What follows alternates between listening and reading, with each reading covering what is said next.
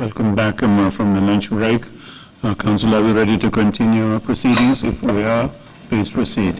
Good afternoon, Mr. Chairman, commissioners, and members of the audience. We are ready to proceed with the next witness, and he's one we are having on video conference, so he should be on the screen right now. Thank you.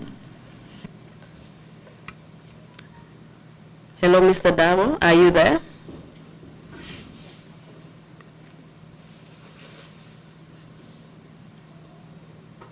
QTV, can we kindly have Mr. DARBOE on the screen, please?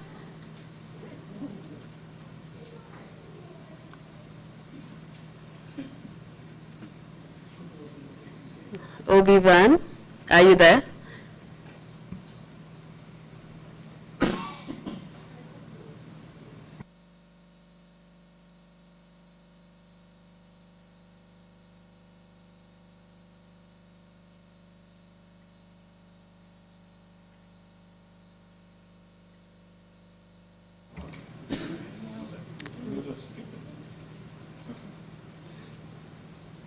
Can we have some information from the OB van regarding what's happening?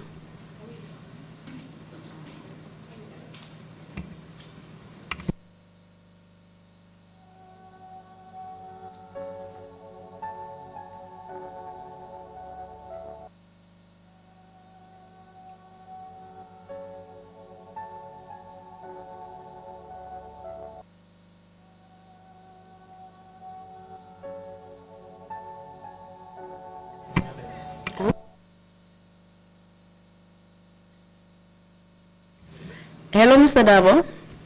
Are you there? Yes. Can you hear me? Yeah, I can hear you. Okay, great. Can we have the witness on the screen, please? Okay, thank you very much. Good morning to you, Mr. DARBOE. I realize it's about 7 a.m. in Seattle, Washington, USA. Yes. You're about 8 hours behind. Right, 7:05 now. Yes, thank you very much for waking up so early to give us your testimony. Thank you. And before we start, I would have to give you the affirmation. Because you're on video conference, we wouldn't be able to swear you with the Quran, unfortunately, so you'll have to take an affirmation. So just repeat after me. Okay. I say your name. I, Omar M. DARBOE, Affirm that I will speak the truth, I will speak the truth, the whole truth, and nothing but the truth. and nothing but the truth. Mr. DARBOE, can you clearly just speak up to the hearing of the commission? We are not able to hear you properly. Adjust your volume or increase your voice. Maybe I adjust the volume. Yes, maybe adjust the volume a little bit for us. And just speak like how you would address your men at a parade, you know, loudly in the army. How is it now? Usually you guys speak very loudly. Especially me, I have a very manly voice. Indeed, as one would expect from a man. Thank you very much. All right, I will just give you some rules and regulations that we have here at the TRRC before we begin. Okay. The most important rule here is your duty to tell the truth, because this is a truth-seeking commission. So therefore, we expect that you tell the truth, and it is a criminal offense to lie before the TRRC. And that is provided under the TRRC Act, as well as under the general laws of the Gambia. Interpreters, I don't know if it's possible to have some interpretation in Wolof or Mandinka. They're not hearing. Okay, so is that something we need to sort out? Can you please sort that out, Mr. Usher, please, for us? Meanwhile, I think we'll just continue until we get that sorted out. Can we have the witness on the screen? Thank you very much. Mr. DARBOE, You're speaking in English, but in the background of the commission, we have interpreters into the various local languages, so just keep that in mind as you give your testimony. So you would have to give very brief statements so that they will be able to follow, interpret, and so that the audience can also hear you and understand. Okay. Also listen to my questions carefully and then answer, leaving a short gap in between so that our speeches do not overlap. Okay.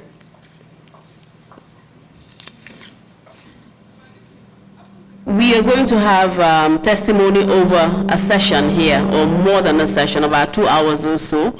So therefore, just make yourself comfortable and just treat this as a conversation that myself and you will be having. Okay. You've already provided a statement to us, which I have before me, but I will just remind you of the relevant, important bits that we will focus on in your testimony. I know that there's a lot to be said, but within this short time, we have to really summarize what you have to say into the important bits, which is the human rights violations that you suffered. Okay. So we will therefore concentrate on your, after giving a brief summary of your biographical information, which will include your education, your professional background, and training. We will also just look at your torture, your arrest first at the State House whilst you were posted there, and then subsequently your detention at the NIA and your torture there over 2 consecutive occasions. And then you were detained at the Mile 2 prisons. Subsequently, you were tried before the Kanifing Magistrates Court, and then the case was transferred to the High Court. Later, you were actually discharged from those charges, and then you were subsequently discharged from the army. You were released, and then subsequently you went into exile. Correct me if I'm wrong, I believe these are the main subjects that we will be dealing with in your testimony today. Yes. Okay. Interpreters, have we sorted out the issue? Okay, so then we'll just proceed because it's already late and we need to move on. Kindly tell us what your full names are as we begin your testimony. My names are OMAR M. DARBOE. Can you tell us what the M stands for? The M is my father's name, which is Mafuji. Okay, so you adopted your father's into name. the army. Yes. Okay, That's kindly. OMAR M. DARBOE. Very well. And do you have any titles that you would like us to note? Mr. DARBOE. Not Lieutenant DARBOE No. or Lieutenant DARBOE. Okay, then we'll refer to you as Mr. DARBOE. Thank you. All right. Can you tell us where and when you were born? I was born in Sandeng village, Where is that? Young West, Lower River Division at the time, now Lower River Region. Very well. And when was this? March 7th, 1972. And is this where you lived for most of your life? Yes, especially my childhood life. Yes. Okay. Where else did you live in the Gambia? Most of it in the Congos. Around what area? Bundung, London Corner. Okay. Yes. And where do you presently live? I live in Seattle, Washington, In which country? U.S. Okay. And how long have you been living there? Since 2012. Kindly give us some background into your education, please. I started my primary schooling at Synthetic Primary School. And where is I that? was too young to. Synthetic is in Fonyi. Very well. Yeah, I was too young to be away from home, so I couldn't continue, and then I have to go back to the village. Okay. So the next academic year, I was taken to Kalaji Primary School. And that is still in the Funis? Yes, Kalaji. So Kalaji, I was staying with my parents. I walked to school and come back home. Do you remember the dates? No, let's be with the years now, with the year. Okay, you can't remember the year. The years, yes, but the dates, no. Okay, then just give me the years, that's fine. Kalaji, I was there 78 to 86. No, 85. What about Sintet? Sintet was just 1 year, I think it's 77, 78. Okay, very well. And tell us what happened after you finished from Kalaji. After 6 years of primary school in Kalaji, I came to Latikunda Savage Primary School to repeat common entrance. That's where I passed in 1986 and went to Nusrat High School. And that was in the Kombos, Latikunda? Exactly, Latikunda Savage. Okay. So when did you start at Nusrat? Nusrat 1986. And how long did you attend Nusrat? 5 years. I did my O-levels in 1991. What happened when you finished school? When I finished my O-levels, I went to Gambia High School to do my A-levels. And what happened thereafter? That was 91, 93. And 94, I enlisted into the Gambia National Army. Tell us how the recruitment selection went. Our whole recruitment process was done at Union Barracks.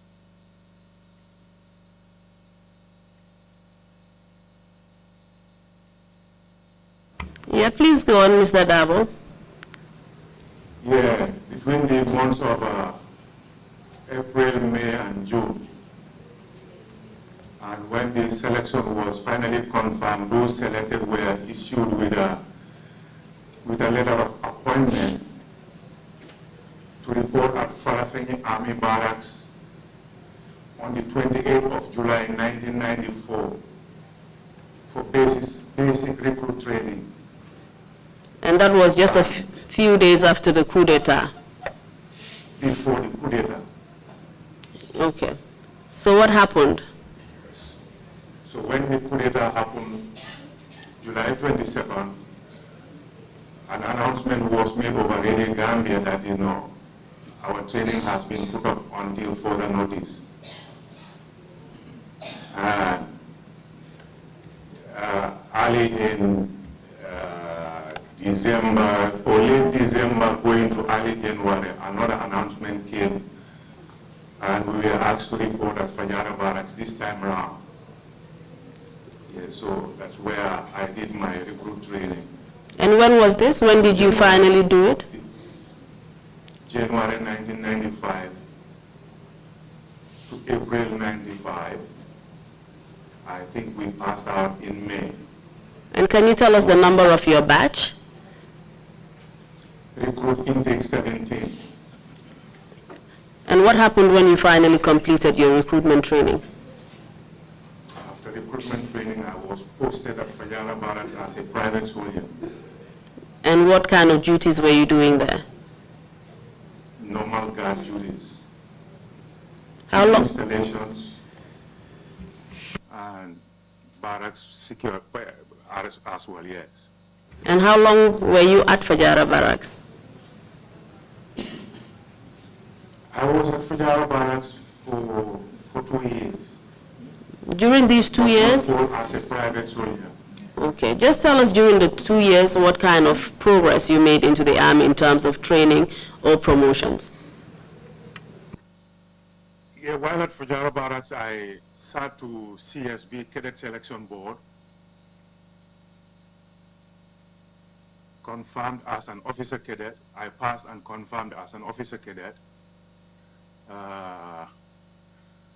And then was under officers there, you know, to start training me about the basic responsibilities of my rank to be, which is a second lieutenant. But then I was an officer cadet. I was being trained and groomed by the RSM there. I remember the lieutenant I was with, the late Lieutenant Salil Dem. And yes, as an officer cadet, those were basically my functions, yes. Okay, and at the time, who was the commander there at Fajara Barracks? At the time, the commander there was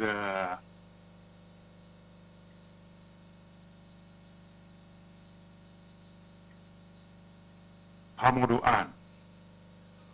Do you remember his rank at the time? Yes.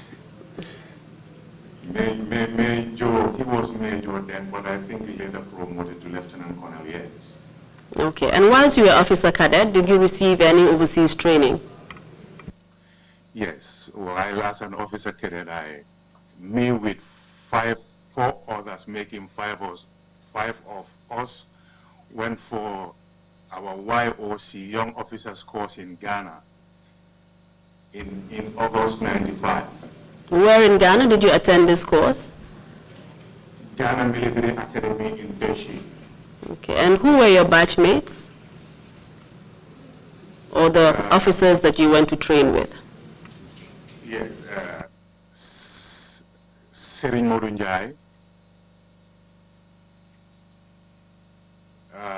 Wassa Kamara. Which Wassa Kamara are you referring to? Okay, I think now there was a Kamara.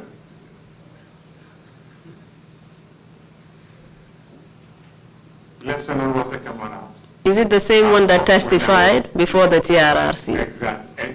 Okay. Exactly, yes.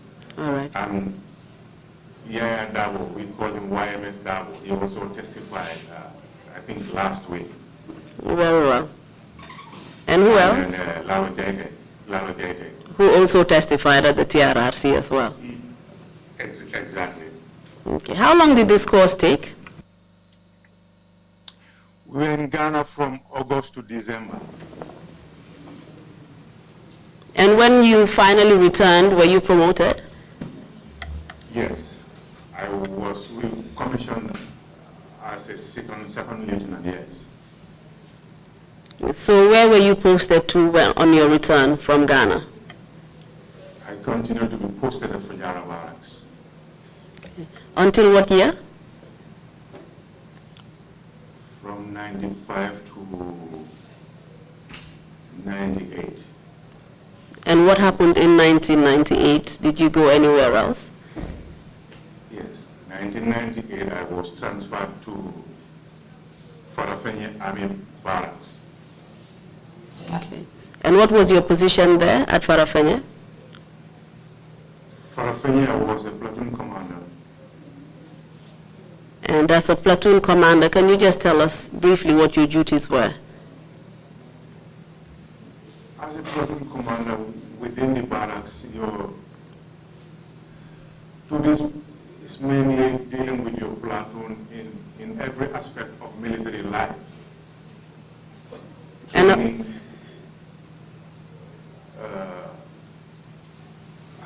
yes. So you were leading a platoon, which was how many men? 13 men. And who was the officer commanding at Farafenye Barracks at the time? No, it's CO now. Oh, very well, CEO, commanding officer. Yes, commanding officer, Farafenye, yes, commanding officer. All right. That was SP Mendy. What did the SP mean or stand for? Samper Mendy, the late Samper Mendy. Okay. And what was his rank? SP was a major. Very well. Was he the only commanding officer during the time that you were at Farafenye? No. To towards the end of my stay in Farafenye, SP was relieved by Captain Babukar Keita. Okay. Who, at the time I was leaving Farafenye, was my CO. Very well. And what other duties did you attend to at Farafenye? While in Farafenye, we go on a 6-month rotation to Kudang and Basse. These are army camps, that are under 2 BN's jurisdiction. So you would leave Farafenye with your platoon and then move to either Kudang or Basse for 6 months at a time? Yes. You start at Kudang. Then you become an OC there now, officer commanding. Very well. 6 months. Then you move to Basse to relieve the officer in Basse, who will be coming back to Farafenye while the platoon has left Farafenye for Kudang. All right. And then after that, you would go back to Farafenye, I assume, with your platoon? Yes. Whilst you were at Farafenye, did you travel on any mission at all? Yes. While I was in Farafenye, I went on a peacekeeping mission to Guinea-Bissau. Can you tell us whether this was a... From Farafenye, yes. You traveled to It get... was ECOWAS. All right. It was an ECOWAS peace mission. Yes, ECOWAS peace mission. And how long did the peace mission last? It ended abruptly, and then we had to return home. So I think, if my memory serves me right, 5-6 months. I may be wrong there, but it's thereabout. Was there any particular reason why it ended abruptly? Yeah, because the government at the time was overthrown by the factions that were fighting against them, which was Ansumana's faction. So I understand the sponsors didn't deem it necessary any longer, to keep us there. Indeed, all right, because you were under a different regime now. Yes. All right, okay. Kindly tell us what happened when you returned back to the Gambia after that mission in Guinea-Bissau. Yeah, when I returned back from Guinea-Bissau, I went back to my post Farafenye. And towards the end of 1999, I remember I was in Basse. And then after my 6 months ended, I came to Farafenye. One day I was informed by my CO that they received a situation report, I think they call it at the time, whatever. But yes, they received a transfer notice that I was being transferred from Farafenye to State House.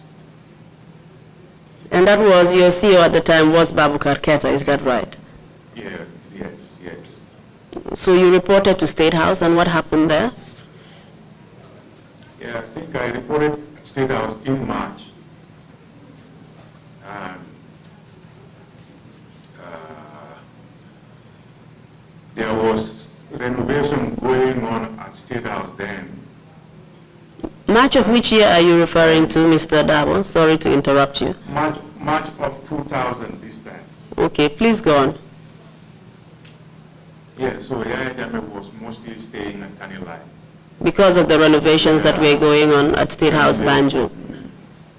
Exactly. And which Yaya Jammeh are you referring to? The former president. Okay, very well.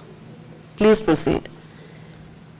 Yeah, so I was on the ground with my CO, Captain Usman Sonko, and a sizable number of troops, because majority of them are where the principal is, which was Kanilai. And you're referring to the State Guard unit now?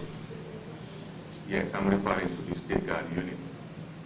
And what was your position there at the State Guard after you were transferred there? I was kind of a second in command because shortly after I arrived, the senior man on the ground, which was Captain Kausu Sanya, went out for training, I think to Libya or something like that. Yeah, so because in military there is never vacancies, of course, me being the next senior among the young officers on the ground there, have to touch it. So by default, you became the second in command? Yes, next to Usman Sonko. That is for officers who were inside State House then. But if you include the officers who were with the Yaya Jammeh Kanilai, then I fall way down the pecking order as far as my seniority is concerned. Thank you, but you are talking specifically about State House Banjul.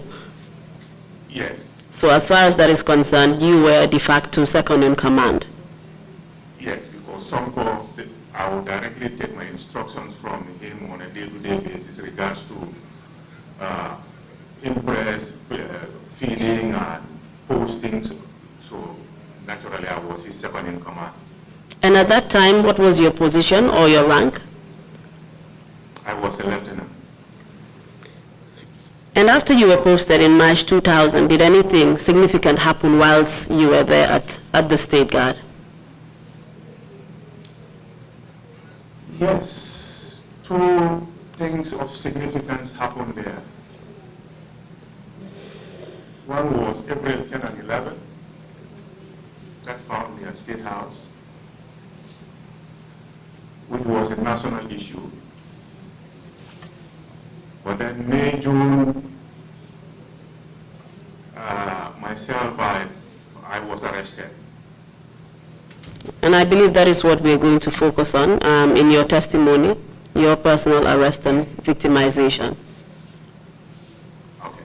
Yes, we have received a lot of evidence on April 10th and 11th, so I don't think it's necessary to go into it. No, I don't think either. Okay, thank you for that. So let us tell us what happened on the day of your arrest. Can you remember the date at all? Yeah, on the fateful day of Thursday, June 20 something. Was it the 28th of June? Yes, 28th of June, I think, yes. What time? After midnight. So it became the early hours of morning on a Friday because it's already after midnight now. So that would then be the 29th of June, I believe. Yes. Okay, so how did it happen? Yeah, I was duty officer. And as duty officer, you are the most senior on the ground. At the State House in Banjul? At the State House in Banjul. All right.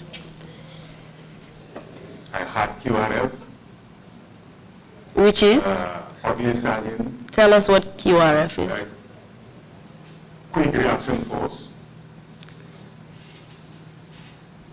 I worked with two sergeants. One was an ugly sergeant, the other was my immediate sergeant, yes. Can you remember their names?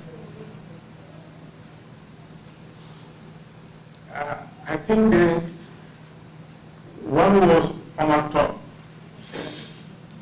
and the other was another OMAR. So I remember we were making fun at Pentagon. Three OMARs happened to be on duties at the same time. Including yourself, yes. Yes, exactly. Omar Top was one. I don't know who was the other Omar, but yes. Okay. Yes. One was ugly sergeant. Please go on. Yeah, so I was with them at the Pentagon. There is an area of State House called Pentagon. It's almost bordering the National Museum by the fence. So we were there doing the Gambian thing, attire, and I think playing Scrabble. And then after 10, 11, I told them I was going out to my office, you know, to get myself prepared for the night. Yeah, so I came by the back door of State House, which goes towards Marina Parade, yes. Marina Parade. Yes. So we moved to that structure there. I forgot the name again, but I moved the clinic there and our office structures into that complex, you know, within my short period I've been there. Are you referring to the accident and emergency unit of the RVH? Yes, yes. Just by that there is a structure there that now houses the army medics, you know, and some other, yes. So that's where your office was located? Exactly. So it's outside the main State House fence. Oh, okay. So I went to my office, do my things, and then get myself prepared for the night. Right when I was about to leave my office, my Motorola, which was issued to us, our officers, rang.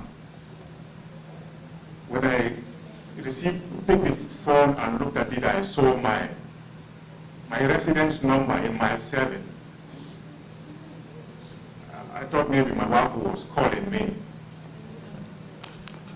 When I received the call, there was Jaite's wife, Bintu, on the line crying. Which Jaite are you referring to? Lieutenant Jaite, Lieutenant Lalo Jaite's wife, Bintu. What's her full name? So, Bintu Keta. Okay. Yes. But I call her Bintu Keta Jaite. Very well. Yeah, so Bintu was on the phone crying. Hello, and she spoke in Mandinka. Hey, Omar, mask me no pele na vega ya samba. Please give us the interpretation for those of us who don't understand Mandinka. Yes, hey Omar, masked soldiers came to our house and took away Lao. I told her, okay, calm down, stay there, I'll get back to you. You know, I tried my little best, you know, on the phone to calm her down. And then that's when I ran off the phone and then came downstairs. Can you tell us why Bintu was calling you about Lalo? Did you have any special relationship with Lalo Jaite at all? We lived in the same streets in mile 7. That was official army residence?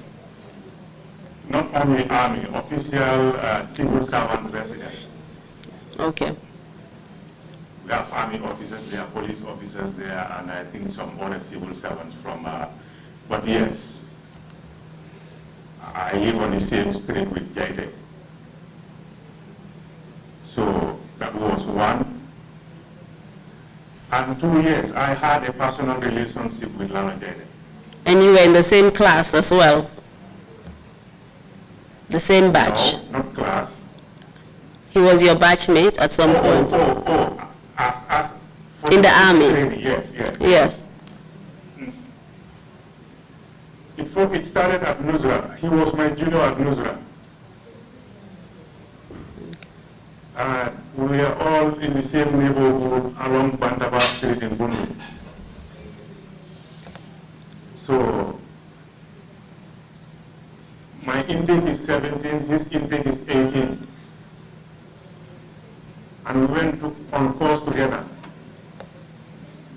We came back, we were all at one point posted at Fajara Barracks before he was then transferred to Farafenye. So you had a close relationship? Naturally. Yes, okay. So, Professional relationship. yes, and it seemed also personal relationship. You were friends. Yes, of course. Yes. Tell us what happened after you received the phone call. Yeah, so after I received that call, I had to try and calm her down. Other good thing, she was with my wife there, so naturally that role would fall on my wife as two women under one roof with me on duties for that night. Yeah, so, but I came down, went through the back door, stopped at the Sangha there, and start to brief my men about the night. What is the Sangha there? Sangha. A Sangha is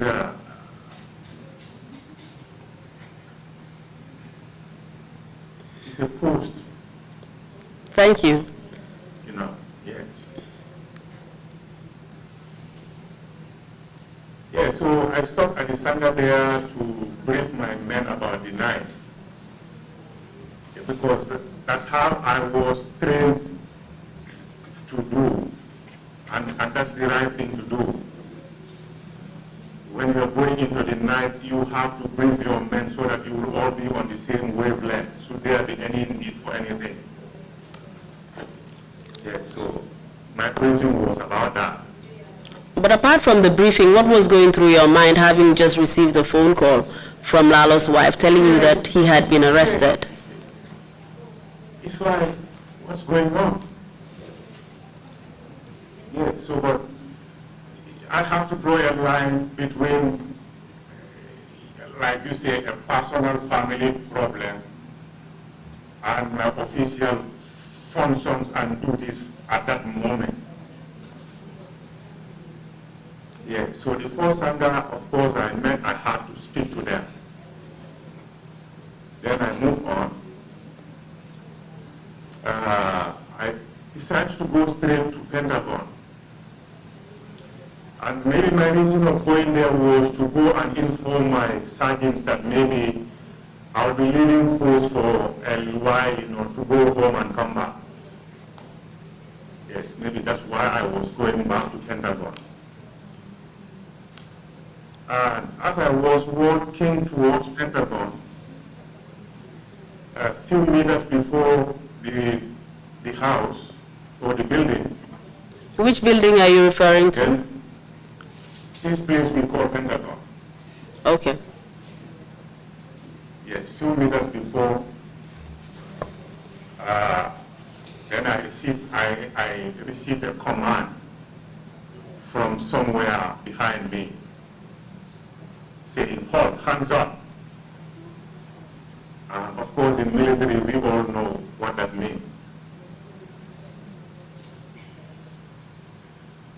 Yeah, so I stood and raised my hands up, and then I start to see figures emerging from my front. And because containers were parked there because of the renovation, so they use those containers as covers. Yes. So they were hiding behind the containers. Exactly. So when they emerged from the front, I knew others came from behind me. And were these all military men? Yes, these were all military men, dressed and armed. Tell us how they were dressed and what they were armed with. They were dressed with, at that point in time, the only thing that became visible was their headgear.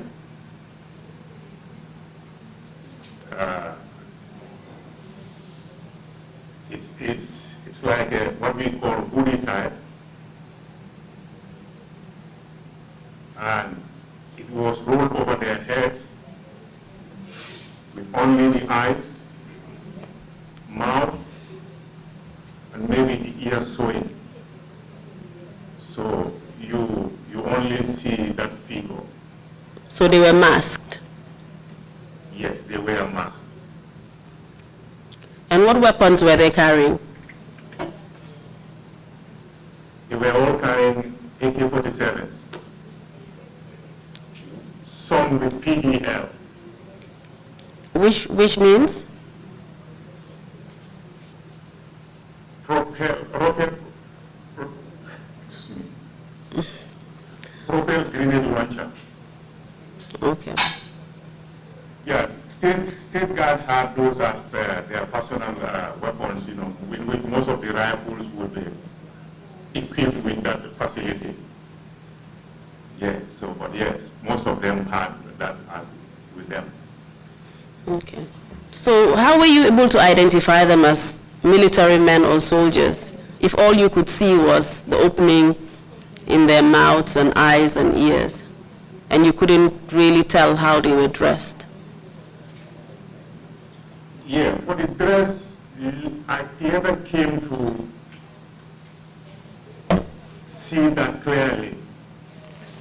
But as at that point in time, one, the lighting was not very good, and two, I think the last thing I would think of at that time is what dress is someone wearing? Having put at one point with your hands raised up. Fair enough, So Mr. Darboe. Dress code was not something at that point I was interested in knowing. Okay. What about their mask? Did you remember the color? Again, that was when I was taken to another place. We'll get to that point. Carry on then. Tell us what happened afterwards. Yeah, so when I was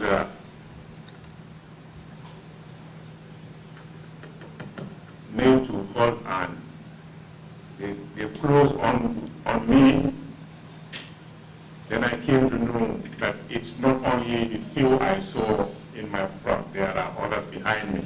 How many were they, if you can remember?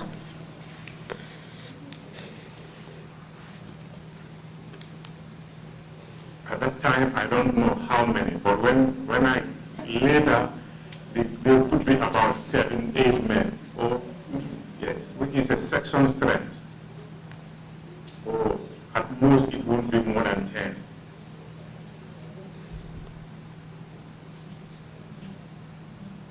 So they surrounded you, and what happened after they surrounded you?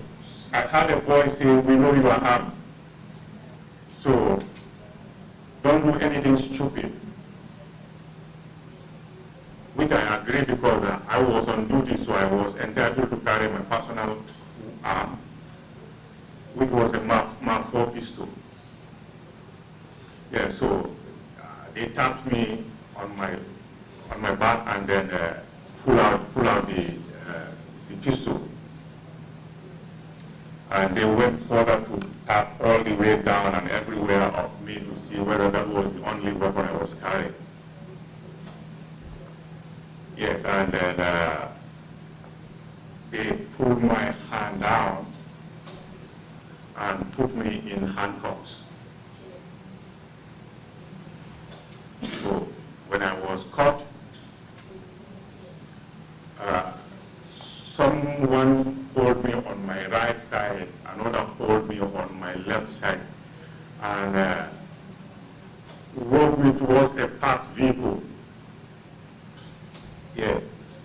Was the vehicle there before I left? I don't know, because there are vehicles everywhere in State House in those times. Yeah, so when we walked to a parked vehicle, they opened the door. I thought to do something, which again I was trying to be professional, because it was a short distance from the Pentagon. I wanted to stand and kind of say to my sergeant, "Take charge," knowing that was the right thing to do officially. Because you were in command then? I was in command then. So when you took me away, right, I have to pass on my command. So that caused me to kind of stop, wanting to say that word. So but as they were trying to put me in, I think, and I was trying to resist a bit, then I received a hard hit on my back, around my shoulder blade here. Whether it was a kick or a rifle butt, I have no idea. Because it was done from behind? Yes, it was done from behind. So that kind of pushed me in, and then with that force from these two guys and from behind, I was pushed into a double cabin pickup, the back seat. And what did you feel from that sharp kick or rifle butt on your back? What do I feel? Yes, what did you feel? Of course, pain. And did you suffer any injuries from that? From this rifle butt? Yes. It will all culminate later into something, so I can't say exactly it is this. So, but from the start to the end of this whole thing, when something comes up, of course, I attribute it to the whole situation. Did you later suffer from anything around the area that you were kicked or rifle butted? When we were discharged from my tool, let's fast forward, I had to go, I was going to RV over and over for check-up rather. That's all right. Later went to MRC, and there I was diagnosed as suffering from sciatic nerve. So up to this moment, I have a back pain that goes on and off. And you attribute that back pain from that hit that you received on that day? No. I see it was starting off. It started it? Yes. As we are going, you'll get to get the whole understanding of what could cause my back pain. Okay. Yes, So you were, yes. So you were shoved. You were shoved into this packed vehicle that was waiting for you. What happened after that? And then Sandwich, they all jumped into their various parts of the vehicle. I don't know. So, but when I sat now, I realized the handcuffs on me were closing up, different from when they initially put it on me. So my little interaction with police officers, I came to understand that they had a name for that type of handcuff where when they put it on you, the more you move about, the more it keeps tightening up. Yeah, and that grabbed my wrist, while I was seated in the vehicle there. So as you were moving about, the handcuffs were basically tightening their grips on your wrist? Yes. Getting tighter and tighter? Yes. Can you tell us what kind of feeling you got from that?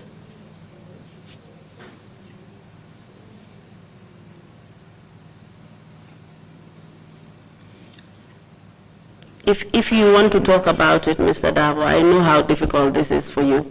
So if it's something you're comfortable with talking about, go ahead. If not, then you could move on. Excuse me to say, when you ask those type of questions, I kind of, what was I feeling? Yes. We just want to know as much as possible what you actually went through, the suffering and the pain that you went through. It's something that's important to the Commission. Yeah, but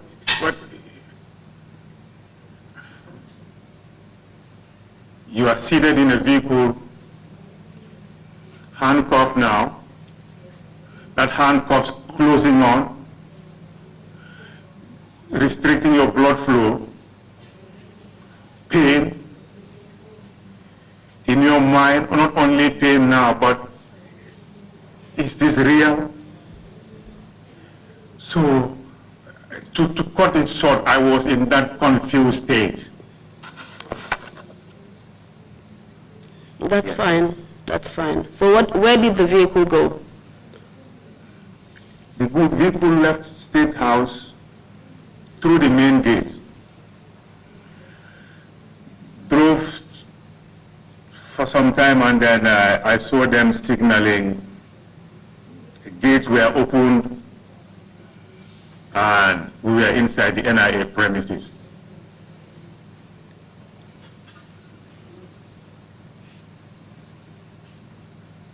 At this point, were you told why you were being taken to the NIA or what the reason for your arrest was? No, there was not a single conversation from that point of arresting me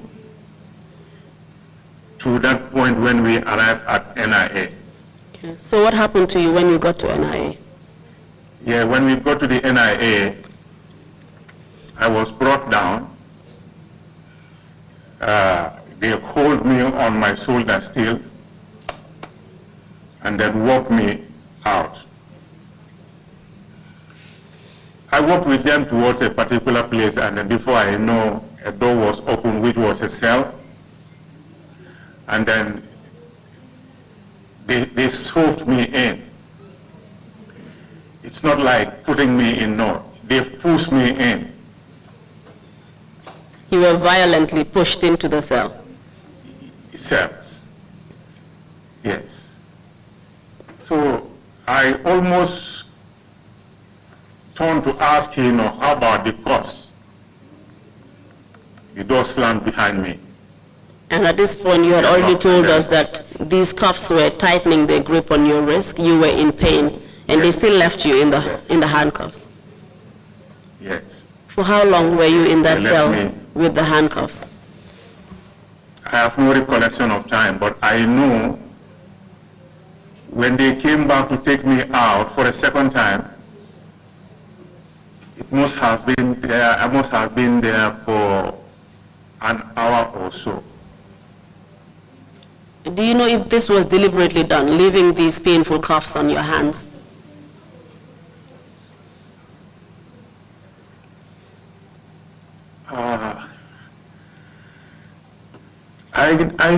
I later came to know they were going to do some more arrests, right?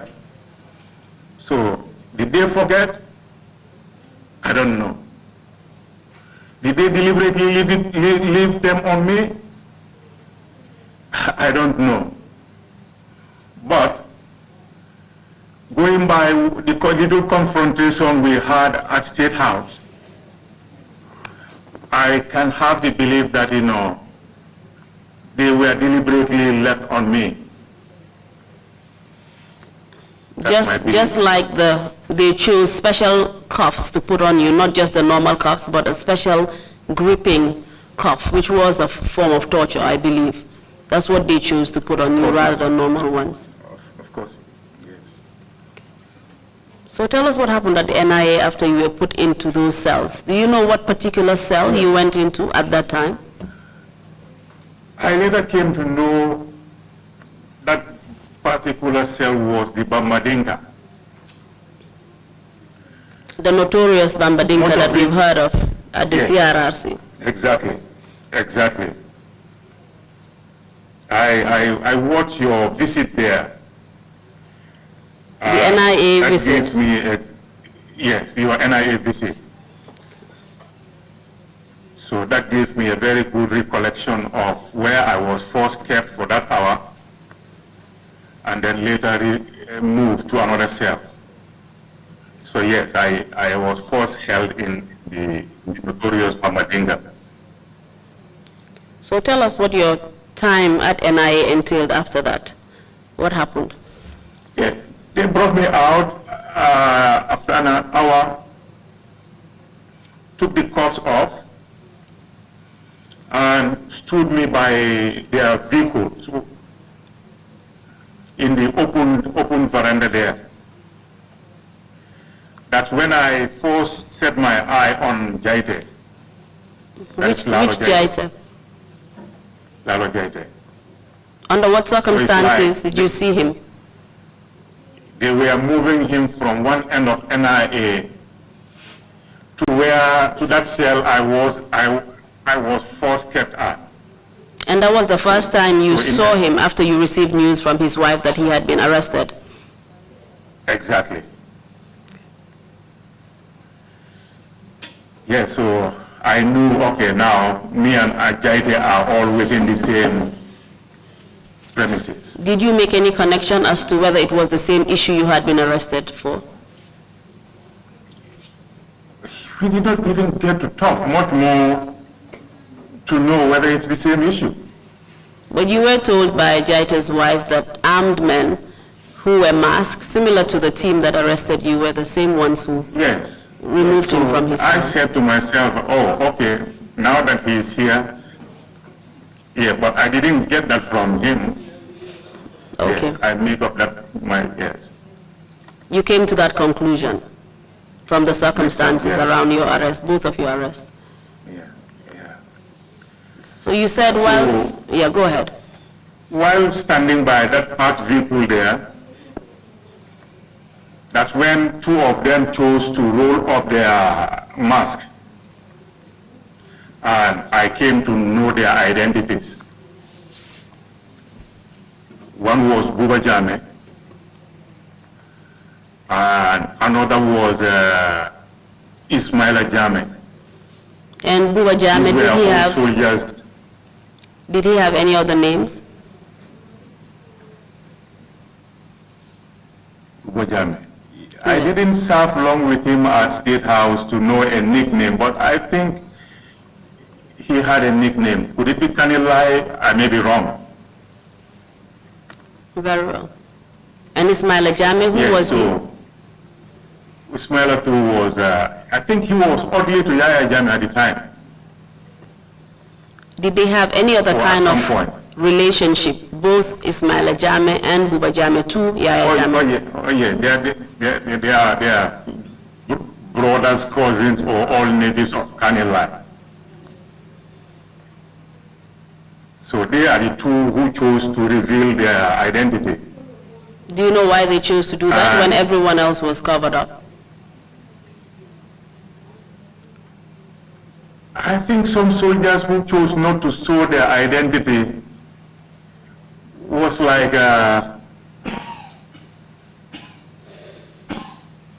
not comfortable to do it. So why were they comfortable?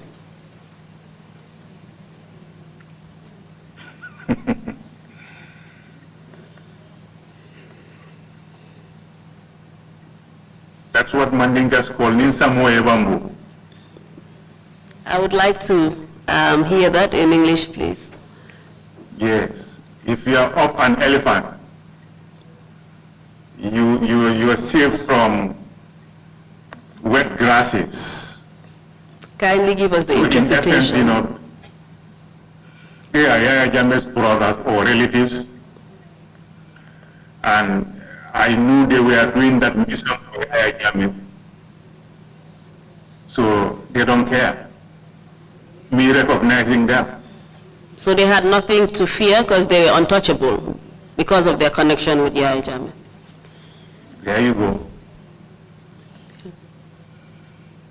Others chose not to, and when I heard some names, I was kind of saying, wow, so this guy was also among, but I never know. Up to this day, these are the only two identified. But what other names came up, if you can share with us? Although you didn't see them. I heard mentioning Paul Bojang in his testimony. Yeah, Paul can't show me his face.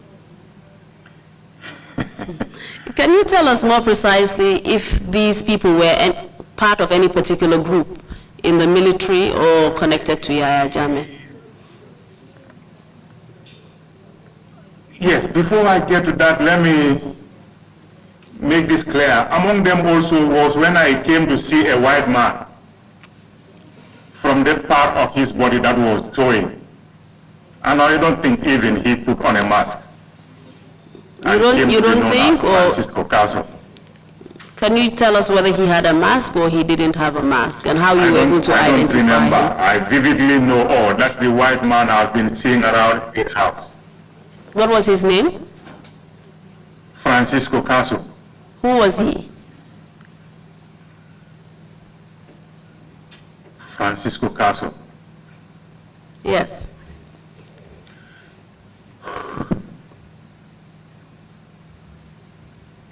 Francisco, I saw him around State House.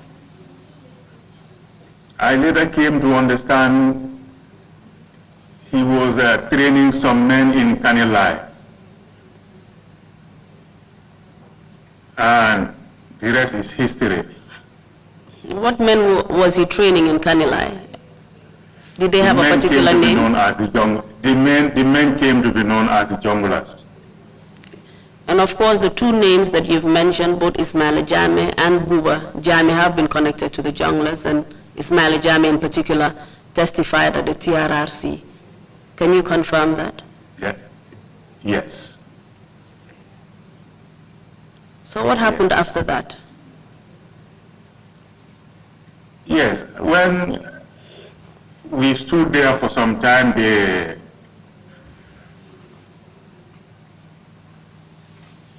kind of admit me. I think my names were put on their register. The belongings I had on me were taken away. Interestingly or coincidentally, that's the uniform I was wearing on my day of arrest. Okay, the picture that's on the wall directly behind you. Yeah, the picture, this is how I was exactly dressed. In full military gear. In full military gear, French camo. So they took off the jacket, took off my combat boots, my wristwatch, wallet, cigarette, because I used to smoke at the time, and they were all admitted at the NIA front desk. So I was now taken to another cell, and then doors slammed behind me, they left. So you were in half gears and you had no shoes on? No. Okay. Did anything happen to you that night, your first night at the NIA? First night at the NIA? Yes. Yes, this was the early hours of the morning. You sit at a corner in the cell there, try to absorb it all in. Because at this point you didn't know why you had been arrested. Nobody told you anything. Yes, yes, yes, yes. But here I am in the cells of the NIA. My wrist was burning, but now that they have taken it off, as I was sitting at the corner there, I tried to do this to facilitate the flow of the blood. And wondering. That's how I spent the first night in there. What was the condition of the cell?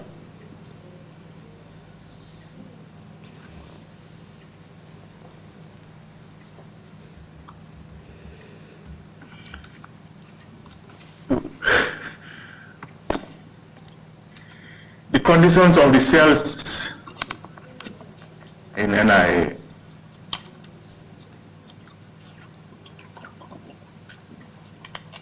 Bad. How bad? Very bad. Can you describe the bad state it was in? Again, the first day, that's the last thing you would want to look out for. But maybe subsequently, because how long did you spend at NIA? Oh yes, subsequently, yes, subsequently. Just give us the general conditions of the cell. Okay, now I get you. I thought you were asking of that first day. No, just the general condition Yeah. that you slept under every single night. That cell is an open cell with a burglar proofing or from ceiling to the ground. Of course, at the front part of it, that's where the building is, but behind it, that's where you now have the cell with this burglar proof. And for the floor, it's mere concrete. And I don't mean it's been plastered, no. Maybe even if it was plastered, that all ripped off now, and you can see the stones and whatever showing up on the ground. So it was a very rough surface. Wow. A very rough surface. Yeah, so. And was there anything you sleep could, on. yeah, was there anything you could use to put on? I saw a cardboard there used by the previous occupant that maybe at some point, I had no choice but to use it. But no, apart from that cardboard on the ground, nothing. And because of the burglar proofing and the open state of the cell, was there anything that came into your cell that caused you any inconvenience? Mosquitoes. The Banjul mosquitoes. The Banjul mosquitoes. We've all heard that they're a special breed. Can you tell us more? Yes.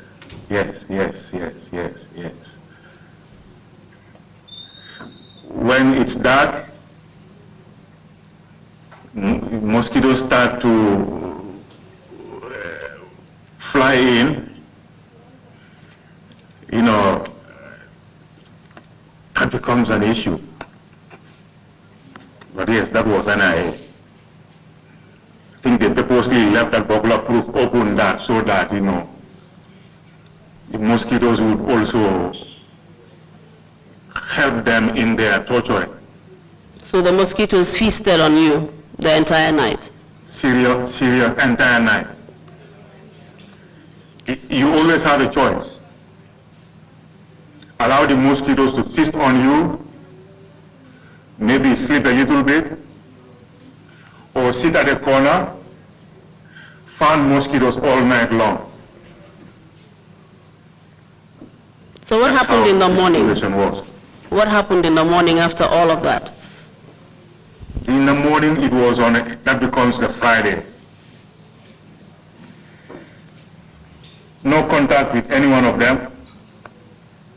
I think up to, at some point, they opened the door and Babukar Jada walked in. And who is Babukar Jata? So Babukar Jada, he was the army commander at the time. So when he walked in, I remember jumping from the ground, and then stood by the burglar proof. And then I start to ask him, sir, but what am I doing here? What's going on? And he starts to say, Dabo, no.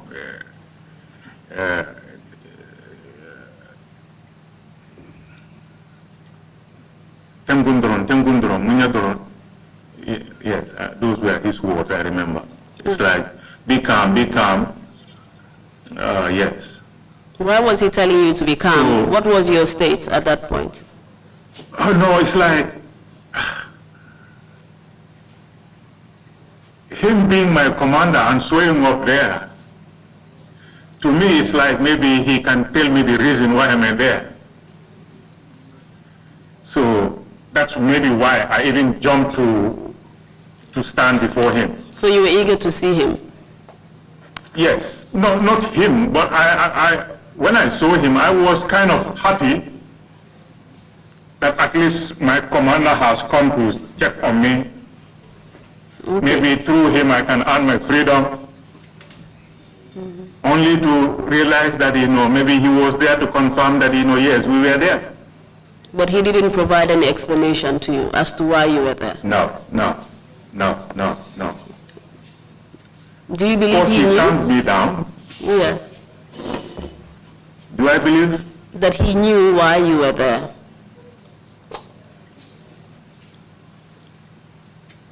Later, yes. Okay. Before, I don't think, or I don't know. But at least he knew you were there? Yes. So what happened after that meeting with him?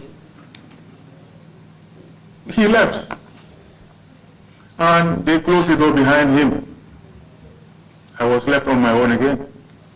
Did anything else happen on that day? Friday, no. So you were in the cells for most part of the day or for all of the day? All day. All of the day, Friday. Were you able to use the toilet or to shower? And were you eating, drinking? Towards 5 in the evening, they brought us food. And that was the only meal you had that day? Yes. And when they open the cell door for you to go and eat, that's when you will be privileged to use the bathroom. Otherwise, while you were in the cell, if you need to pee, there is a natural water bottle like this, the big ones where you have in Gambia, in the cells there, so you use it to... That was your toilet, Ease yourself. essentially? The Evian Yes. bottle was your toilet? So as they open the door for you, you go with it to go and empty it and then come back with it. And you were still in your uniform. Did you have a chance to change your clothes or anything like that? No, So it was Friday, stayed like that. So you slept at the NIA on the Friday as well. The same process with the mosquitoes and the conditions persisted. And what happened then on the Saturday? Same situation. How many days did you spend at NIA? I think Friday, Saturday, Sunday, then the week starts on Monday. So it's somewhere in that week, I think on a Thursday, when we were transferred. So essentially, I may have been at the NIA for a week. And during this week, did anything unusual or significant happen to you? Yes. Kindly tell us on what day it happened and exactly what you went through. When we came out from the weekend, Monday, I had contact with them. Who is them? Now the NIAs came to open my cell door. Because essentially all throughout your interaction was with the army officers. Yes, and I skipped a point there. I remember the army used to come and do guard duties there overnight, which were sent from State Guard by Osman Songo.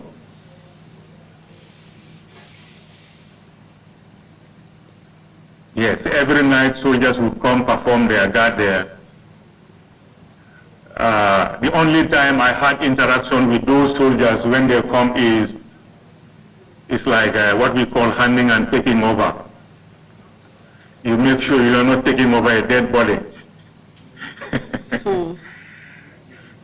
Yeah, so they will come confirm that, yes, I am safe and sound, and then they will leave and be outside.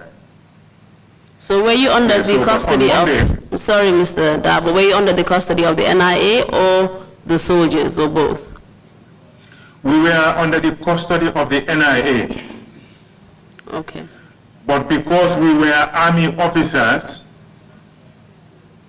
maybe their command thought they can need reinforcement. And what better place to get reinforcement from than the state guards? One, because that's where I was serving, that's where Jada was serving, and we were almost independent of the general army. Maybe that's why Babukar Jada only came, but apart from that couldn't do anything. Because the Yes. state guard was directly under the office of the president, isn't that correct? Exactly. So what happened? Yeah, Monday, at some point in the day, they opened my cell. Then I saw military police personnel standing out. Did you recognize any of And, them? yes, they were from Yundum. Do you remember their names or their ranks? No. I remember somebody, maybe they were led by a sergeant, tall guy like me, fair in complexion. Yeah, apart from that general description, I don't know who they were. Okay, so what did they do? Yeah, they came, stood at the door, and then the NIA officer asked me to come out. When I came out, they took me into another room. And then this military police continued to stand guard at the door. Yes. So in that room were people seated. 4 or 5, I think. But I came to know only 2 of them. One was Sukuta Jame, and the other was Fodebari.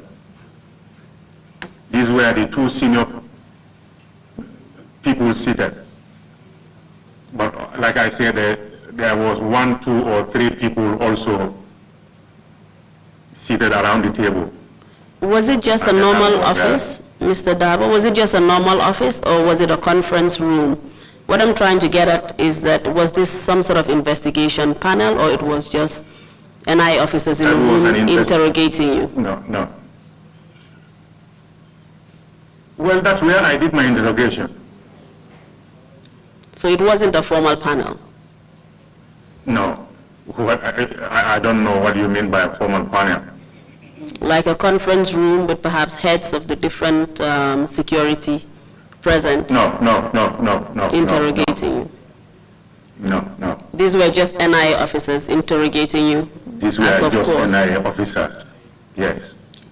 In plain clothes. Yes, and you said you recognized 2 people. Yeah, because they introduced themselves to me. Okay. As?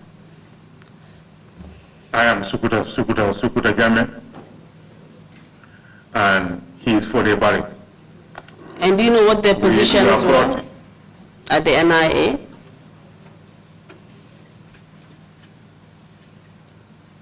their positions. Yes. Or how senior they were, for example. They were senior commanders. Designation, I don't know. That's all right. And the others, you didn't know who they were? No, because those were not introduced. Would you recognize them if you saw them again? No. Okay. So tell us what happened after they were introduced to you. Yeah, when they introduced themselves, Sukuta Jame took charge. by saying, you know, you are brought here for an investigation on you or with you, whatever. So we expect you to say the truth, because at the end of the day, we know what is going on. I say, fine. Then we get started. Did they tell you what they were investigating you for? At that moment, no. Okay. But as the investigation was progressing, that's when Sukuta told me that we are investigating because of you, me, Lieutenant O.M. DARBOE, being part of an alleged plot to overthrow the government of Yahya Jammeh. So this was the first time. So this was the first time you were hearing this accusation, and you realized that this was the reason why you had been arrested and detained at the NIA. Exactly. Okay. So tell us how the interrogations progressed. The interrogation started by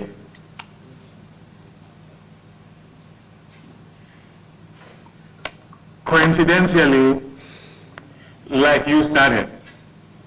Like I started. That is my basic biography. I hope that I didn't end like they did. Oh, I hope not. I hope not too. All right. Go ahead. So Sukuta was asking me about who am I. Yes, O.M. DARBOE from Kiang, and on and on and on. I don't remember all that I told him. Then he kept moving on. From biography, he asked me specific questions as to my relation with certain key people. That didn't go down with me well, because we had an argument over it. But later we moved on. So what people were they trying to connect you with? Political figures. Like who?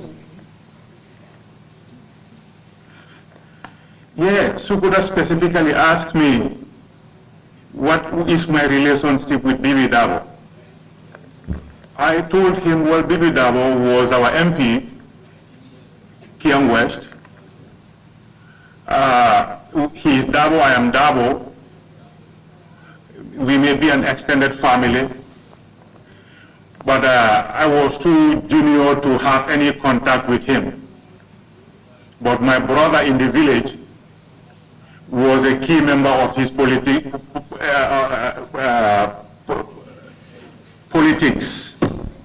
Yeah, so that was my answer.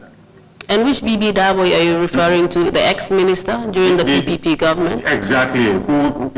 Yes. Okay. And who else were you linked with?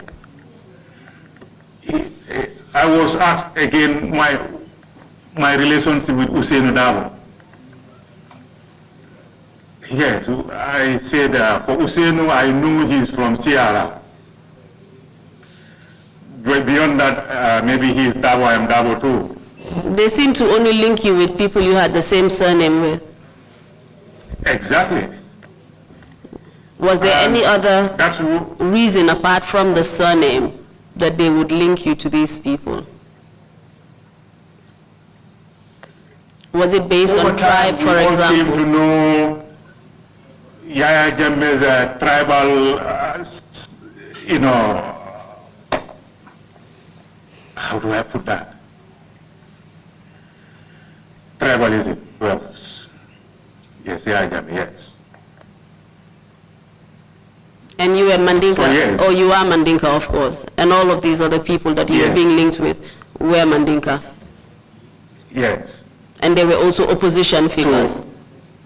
Figures, exactly. So were they trying to say you were opposition? Well, that's what their question may mean. And further to that, if you are alleging me to be on the move to overthrow that government, so it's like, okay, these ones are trying with the ballot box. If they don't succeed, then let's lose our brother, to use the bullet. So you were implicated in double trouble? In double trouble, yes. Because both under the Yahya Jammeh regime were quite serious allegations of being an opposition member as well as being alleged to try to overthrow the government. Yes, yes. So when that's when I deliberately asked him a question. Are you related with Yahya Jammeh too? Or rather, what is your relationship with your Yahya Jammeh? Who is that? Who did you pose that question to? Sukula. Because his surname was also Jammeh, I guess. His surname was also Jammeh. So he says, Lieutenant Darboe, you are not brought here to ask us questions, but rather we ask you questions. So answer and let's move on. Yes. Which was correct, I assume. Well, yes, I was under their command. So when you realized the seriousness of the allegations against you, can you tell us what was going through your mind, also being at the NIA office at that time, and we all know the evidence we've received before the TRRC about the kind of things that were going on at the NIA at the time? Yeah, I begin to say, is this real? You knew that you were in serious trouble, basically. Oh yes. So sorry, Mr. Darboe, did you agree to the accusations? I vehemently denied. And did you know anything about any coup plot that was going on at the time? I knew of nothing. And you did not hear of anything? Nothing. I didn't hear of anything, absolutely. So tell us. Innocent as, yes. You were innocent of the accusations? And knowledge, I know nothing. So then what happened after you denied? They've accused you, you've denied, what happened next? Yeah, they move on. Now they try to tie me with these two key figures. We moved away from that. He went further, who were my close associates in the army. Though first he did not narrow it down. But when he says close associate, I deliberately answered my wife. And that also didn't go down well with him. Were you trying to be with funny? That answer, he says, no, I was not trying to be funny. It's like,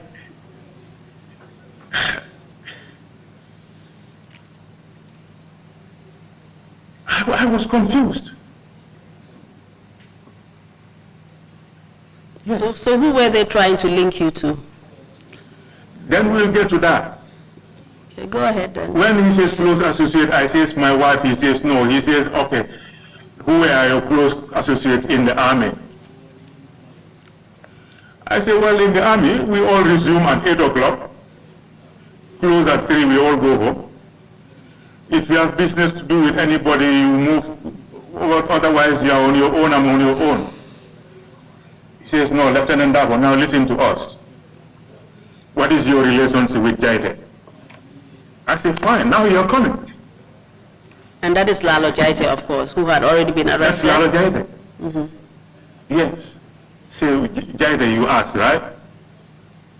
Say, okay. So I went ahead to tell him everything that I have in common with Lalo. Yes. So it was established that you had close relationships, or you were a close associate of Jaite? Yes, like I told you. Yes. And at that point, And at that point, did so on you and so see, sorry, Mr. Darboe, at that point, did you see Jaite again? After you had seen him on the first night when he was being transferred from one cell to another, did you see him again? No. I believe he would also be interrogated, separately. But he was within the NIA? Because, oh yes, I believe, yes. Because the first night, like I told you, I saw him being moved to the other side. Yes. So how long did the interrogation last for, and what happened thereafter? The interrogation went on and on and on and on, saying that Alaji Kante, in fact, they asked me whether I knew him. I say yes. How do I know him? I went ahead and explained. Key among my explanation was he was among the panel of officers during my selection board. And what was his rank so then and position, Alaji Kante? Alaji Kante, captain. He was captain. Okay. And what was his position in the army at that point? Kante at that point was the commissioner, North Bank region. And this Alaji Kante, is he the same one that testified here before the TRRC? I may have missed his testimony, but yes, I believe yes. Okay, and he was implicated in this coup attempt that they were accusing you of? Exactly. Yeah. Was there anything particular about Alaji Kante? I mean, did anything happen to him afterwards? Alaji Kante, he fled the country.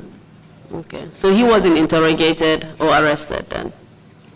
No, he wasn't arrested or no. Okay. Please go on. Yeah, so now they were trying to establish my relationship with Kante and Jaite. For they say, Kante was the mastermind, and he said,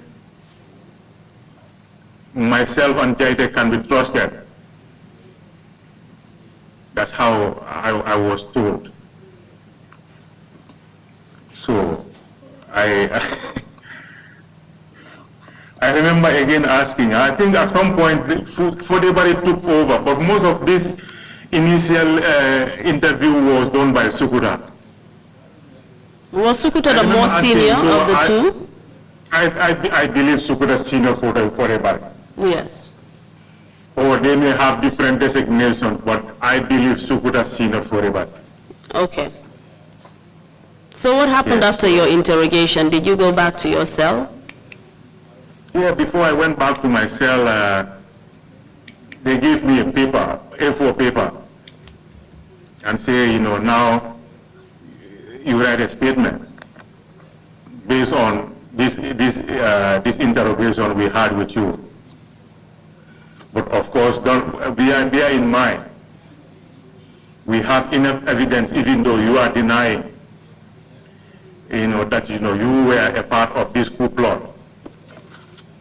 So I went ahead to draft my statement, and when I was ready,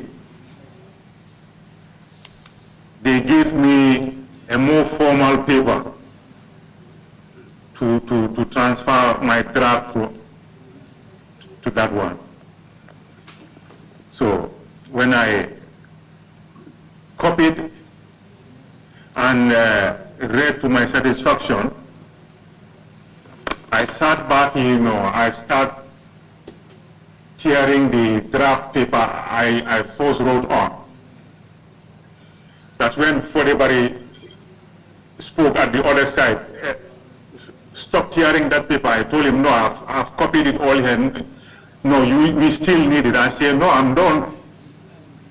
So before he was getting up, coming down, for whatever reason, I fold for a second time and then keep tearing. When he walked to me, he gave me a nasty slap on my back here and got hold on my neck and said something like, "You are trying to be stubborn with us. We say don't tear, you are tearing." I said, "But that's my statement here." So that action of him almost triggered a reaction from the military police officer who was standing by the door. He kind of said something like, "No." And the two exchanged glances and so forth, and I know the officer calmed down.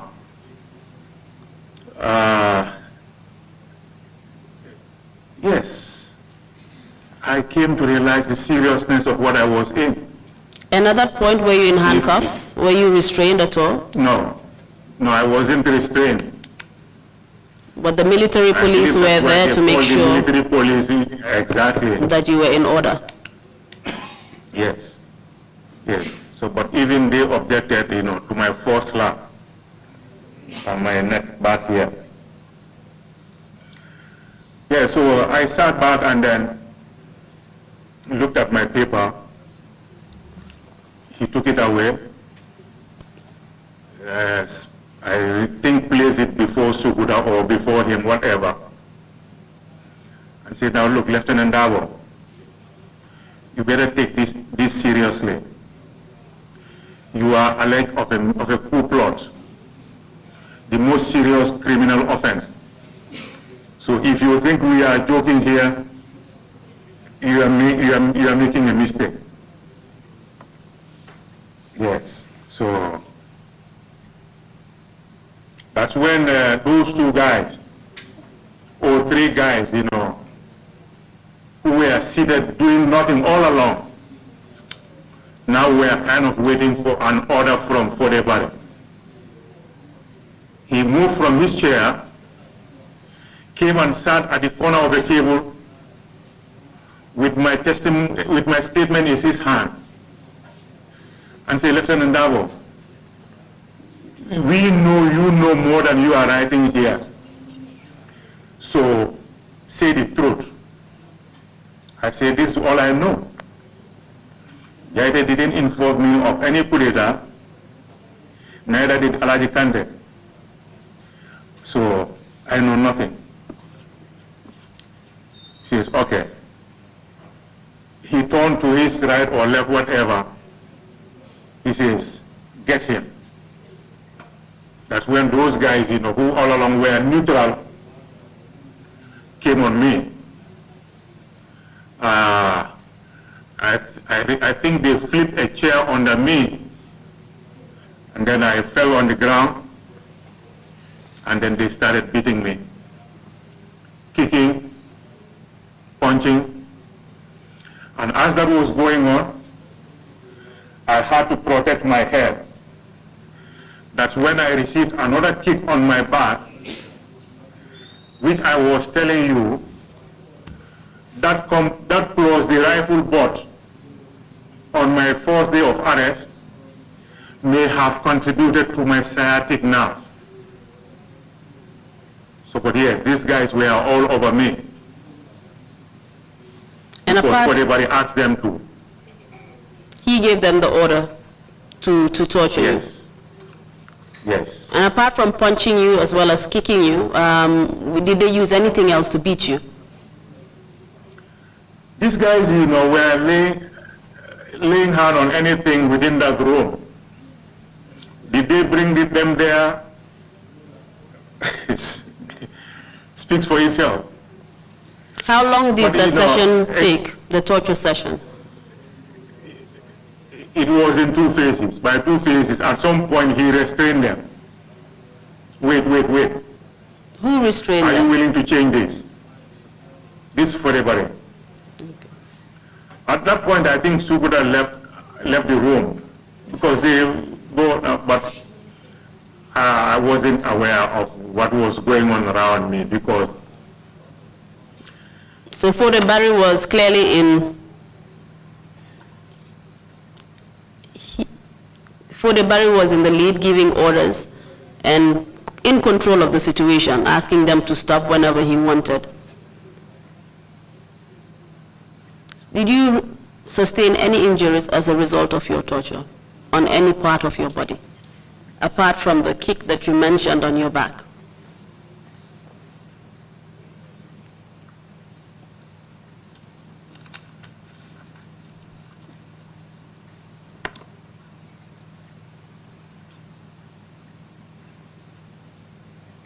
I have a scar on my back here. Now my wife is at a hearing length. She would ask me, "Lan mo lang fi gaañ?" To this day.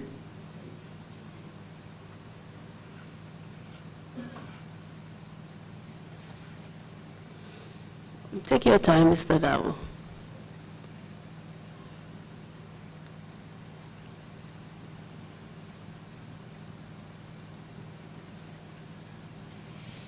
Yeah.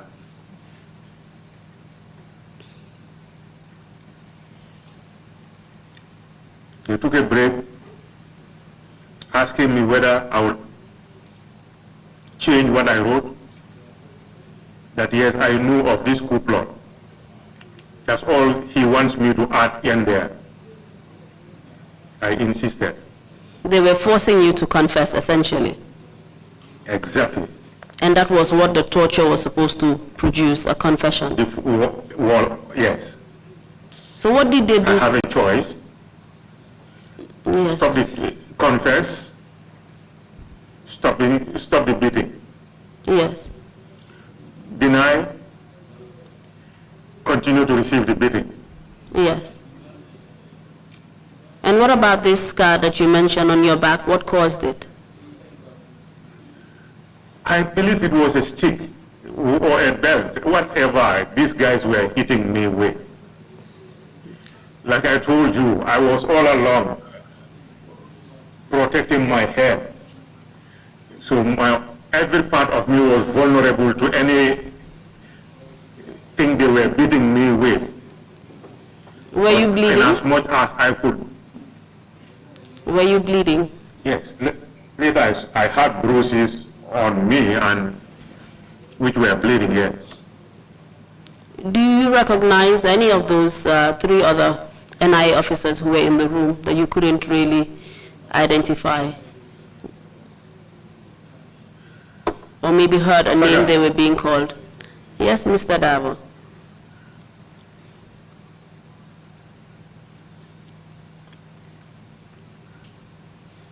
I was picked up from duties,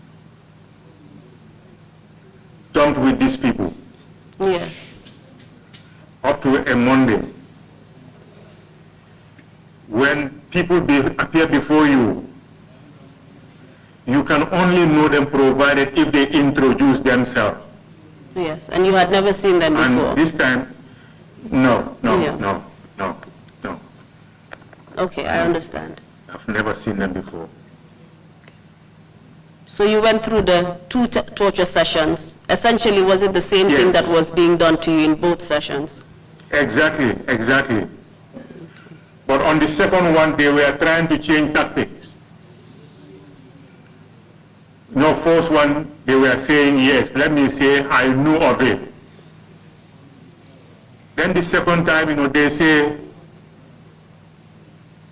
oh, on the first day you are talking of 2 sessions. Yes, because everybody stopped them, and then later, when I denied, he said, go ahead. Yes, this was the first day of your torture. Yes. Yes.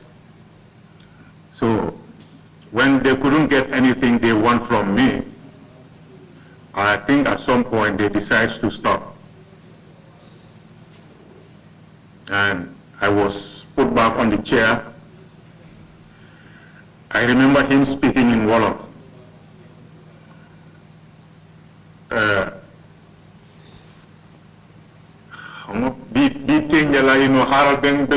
Whatever, something like that. And what was that supposed to mean? That's what Mandinkas would call it. Which is? Which means that was just a small thing. Okay, so they were threatening you with further violence Oh, yeah, oh, yes, oh, yes. and more Oh, yes. serious violence. More serious violence, Okay. yes. So, But at that point, were you returned back to your cell? yes, I was returned back to my cell. And did you suffer any other torture after that day subsequently? Yes. Can you tell us about that occasion? I remember yesterday telling you I was picked from mile 2, but later I came to realize it was one and the following day Okay, at the NIA. at the NIA.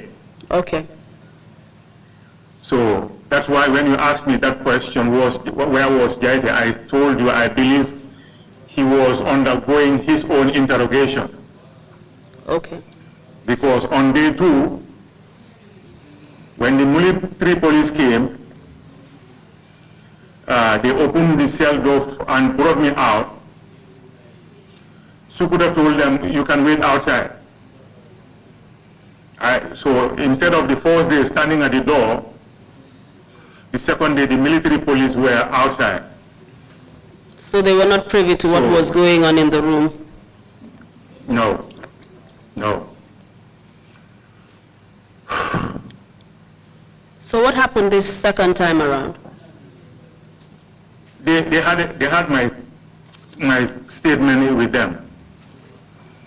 Sukuda says, Lieutenant Darboe, we've confirmed from Jaite that, yes, he did told you that his brother or cousin was about to do this coup d'etat. And who was this brother or cousin? Kante, Alagi Kante. Okay. That's how he framed the sentence. Yes. When he said, Jaite said, I was almost kind of mad, but I came to understand their strategy. All along these two, Fodebari and Sukuda, one was the good cop, the other was the bad cop. So Sukuda came with this news, kind of telling me that, stop being beaten like you were beaten yesterday, because here your colleague Jaite has already confirmed and confessed. I says, if Jaite said that, let him say that to my face, not with you or behind my back. Says, so that means you still are the same position where you were. Yes. And he connected the two. He says, how about you say yes, Jaite told you this, and you are freed from all your troubles. I say, how can I say yes to something that he did not say? So I know when I said that to Sukuda, he reached the limit of his good cop here. And he put the paper down, and for everybody with his guys. Says, this time Lieutenant Darboe, yes. You will talk. Wow, then you buga one then popa. And same thing was repeated. Which was? What was repeated? The beatings. In the same manner as before? As before. And how long did the beatings last for?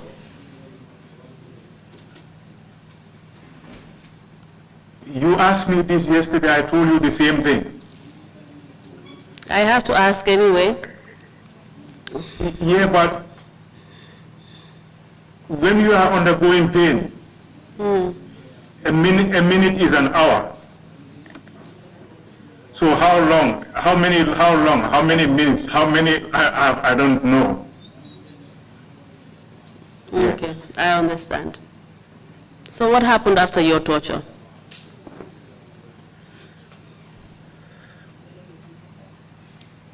Well, after my torture, Did you receive they any? put me back. Did you receive any other injuries apart from those you received on the first night of your torture? These are, like when you are undergoing beatings, you can sustain an injury without realizing it at that moment. So with time, over time, after a day or two, when they begin to be septic or swollen, then that's when you will realize, oh, on the whole I have bruises here. I have one here. I think, on my thigh too. But those were bruises.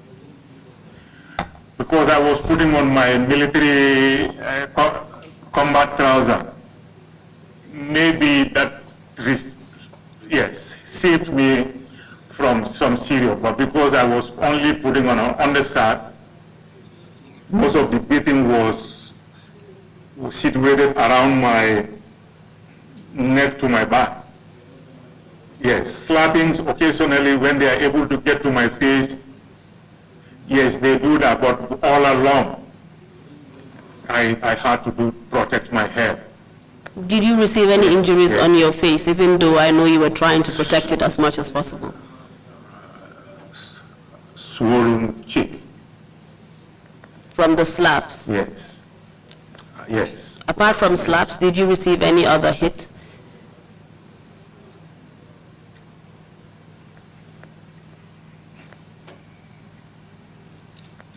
Saga. Yes, Mr. Darboe. Let me summarize it this way.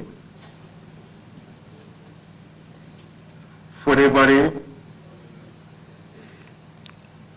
led a torture session on me to elicit a false confession that I was part of a group of people wanting to overthrow the government of Yahya Jammeh. Injuries, how long? Well, you are just rekindling my pain. I don't want to do that, Mr. Darboe, so I will not belabor the point, because that is not my intention at all. I just want to elicit the facts from what happened and the truth. Yeah, and the facts are what I'm telling you. That's all right, we can move on. We can move on from that point if you're not comfortable, it's okay. I think I have enough. Very well. So after those Yes. 2 torture sessions, you were led back to your cell, is that correct? Yes, yes. Okay, and what other significant event happened after that at the NIA?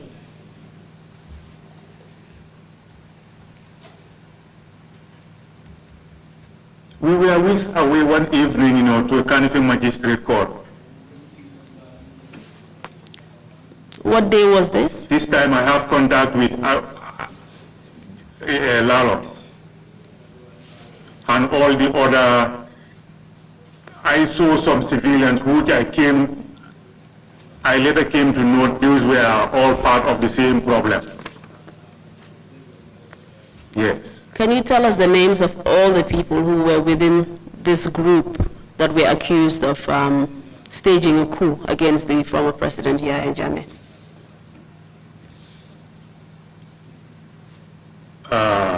Ibrahim Barrow was accused number 1. Is this the same Ibrahim Barrow that testified not too long ago before the TRRC? Yes, yes. Yes, who Accused else? number 1. Yes. Mamadou Usman Saho Dumo Yes. was accused number 2. Yes. Mamadou Marena. Yes. And 3 of these individuals are all civilians? Civilians. All these names I'm calling you are all civilians. Okay. That's Mamadou Marena. Yes. And then 4th accused was Ibrahim Ayabo. Yes.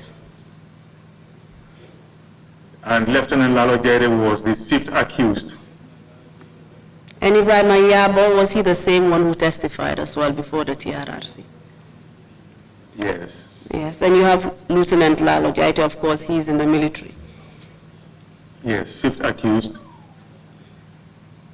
And myself, Lieutenant O.M. Darboe at the time, Yes, as the sixth accused. yes. Accused, yes. Were there any other people who were?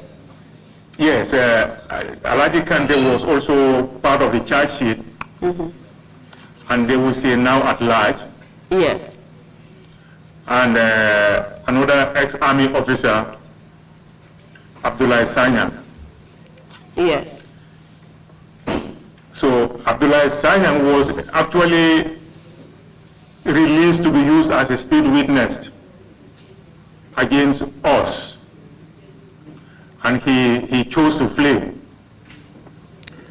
the jurisdiction.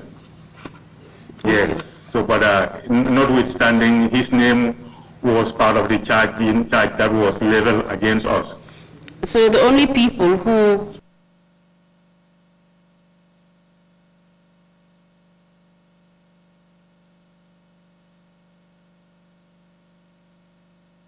basically attended. Okay.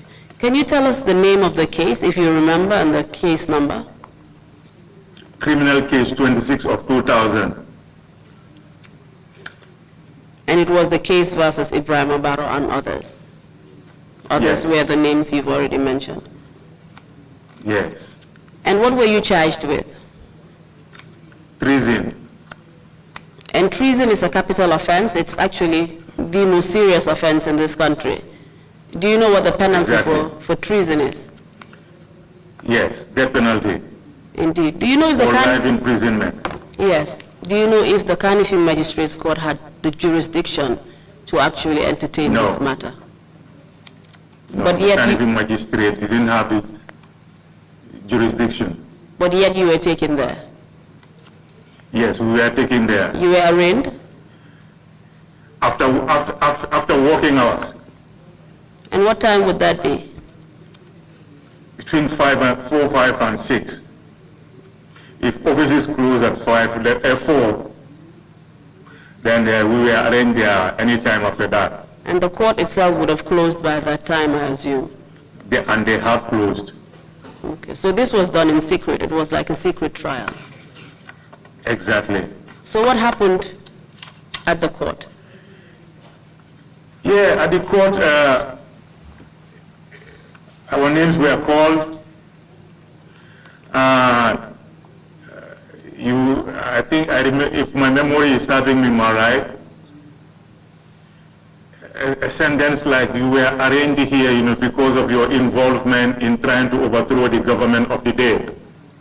Those were the charges. Yes. So I hear, and the magistrate says, I hereby remand you at the State Central Prison until further, whatever comes after that, I can't remember. So you were basically remanded Because to Mile 2. I remember when I was brought out from my cell, this military police commander who, Lieutenant Combo, I told him, Charlie, thank you for rescuing me from this hell on earth. And where were you As referring officers, we to? were trying to, I was trying to refer to NIA, of course. NIA was hell on earth for you. Hell on earth, yes. So I was trying to joke with Combo because as officers, we, and he bent his head down and said, Charlie, I'm sorry, but I was asked to take you to court and then from there to Mile 2. So it was, If you go to the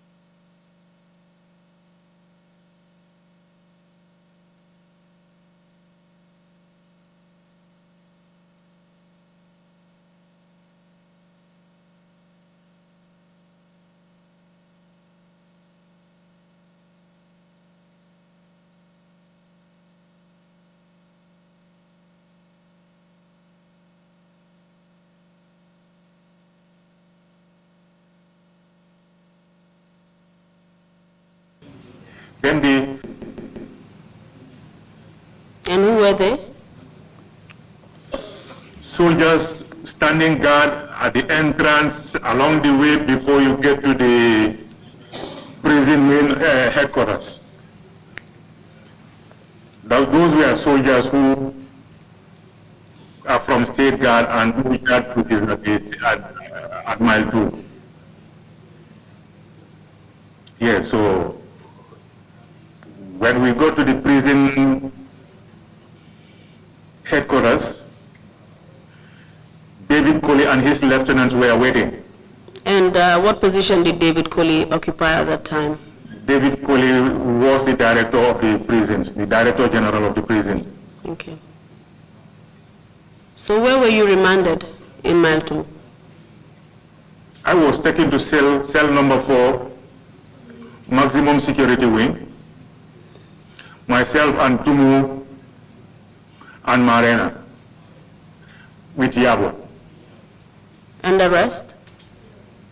Or rather, no, Yabo, I think initially Yabo and Barrow were taken to number 4. But all of you essentially And were then under was- the maximum security wing. Yes, and Jade was taken to security wing number 1. Yes, and that corresponded with the severity, obviously, of your charges as well.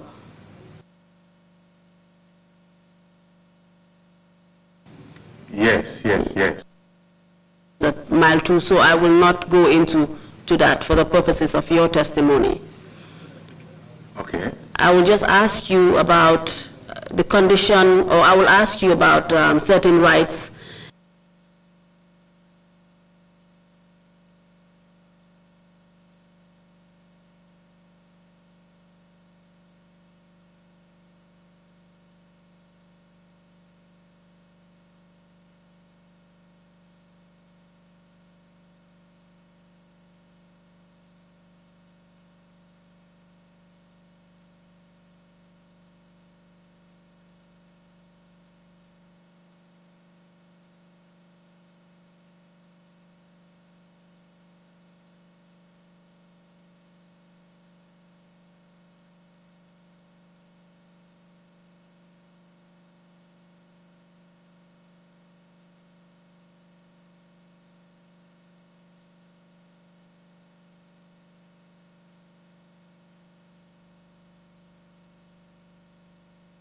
that you had, whether I know it's very difficult, but we would like you to share it with us,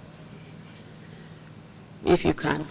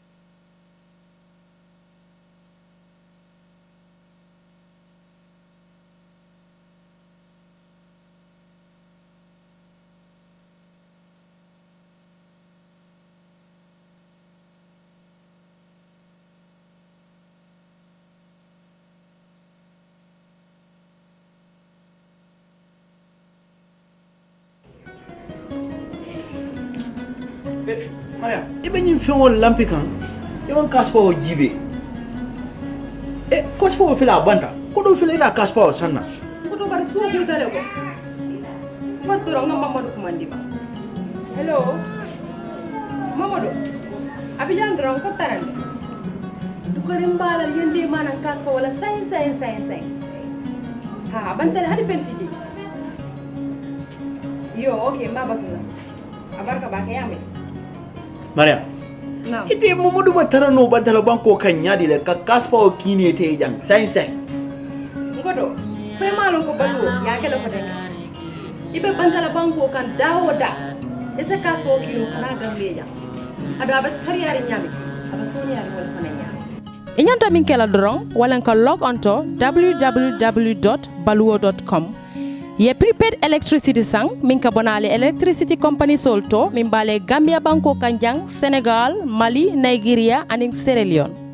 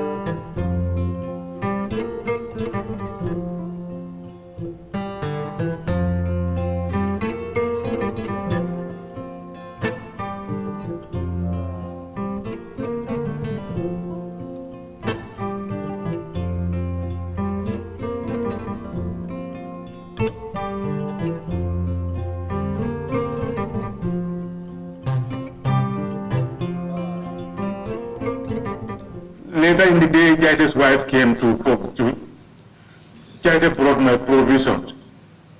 I said, Charlie, where is my wife? She said, Aji is sick today. Day 2, Aji is sick today. Day 3, Aji is sick today. But every day, Bintu is bringing my provision.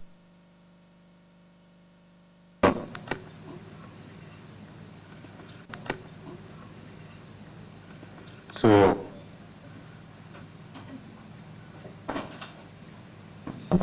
my wife would tell me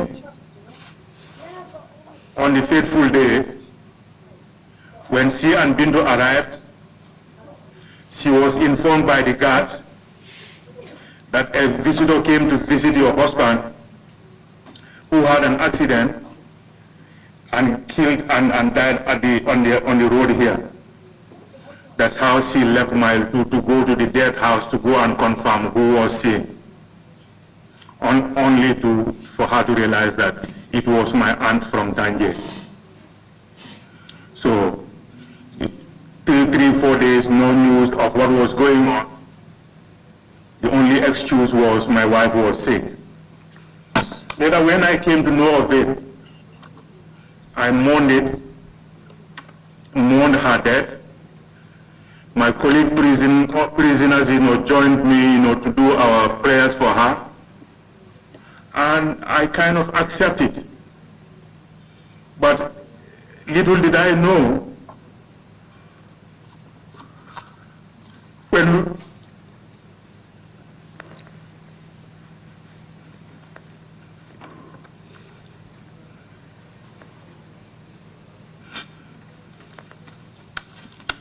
we are going to court,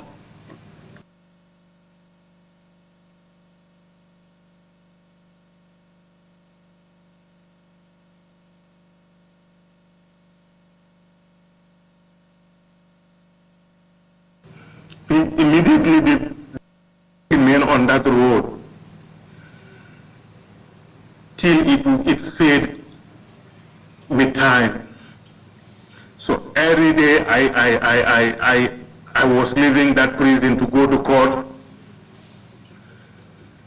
I was greeted by that memory. I'm so sorry, Mr. Darboe. That must have been so traumatic for you to relive that every single day that you left Mile 2. And at that point, where were you being tried? Because you had told us that you had appeared before the Carnifing Magistrates Court. You were remanded at Mile 2. What subsequently happened in relation to your trial? Our case was now being tried at the High Court. Okay. First, we were arraigned before Justice Wallace Grant. May his soul rest in peace. Amen.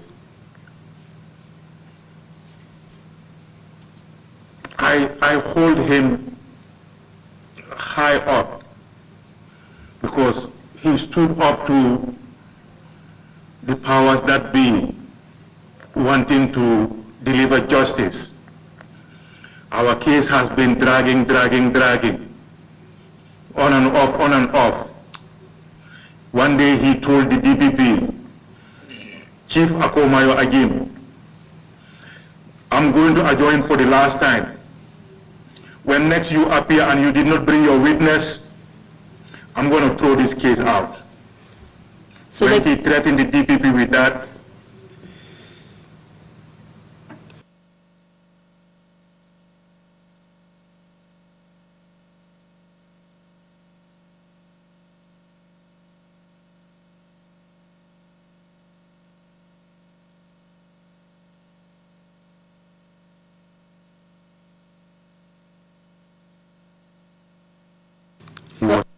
Yes, there was allegations. no evidence. Myself and Jaite were represented by Usman Silla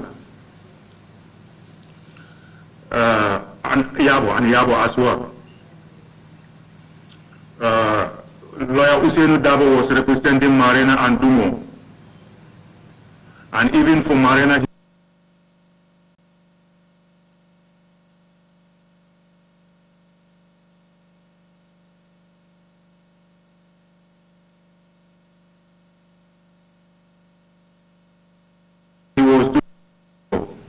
But yes, So subsequently, which judge inherited that case? when Grant was rescued of our case, we sat for months. Then later, our case was allocated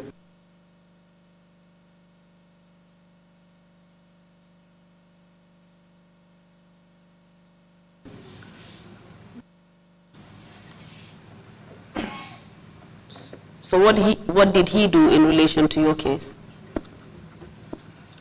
case has been going on. No change.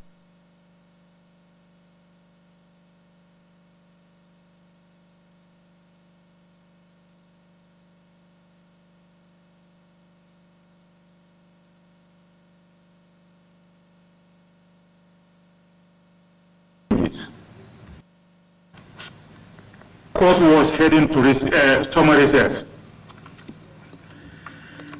And on one day, at the courts, the DPP stood to say to the judge that our case has been going on for 3 years.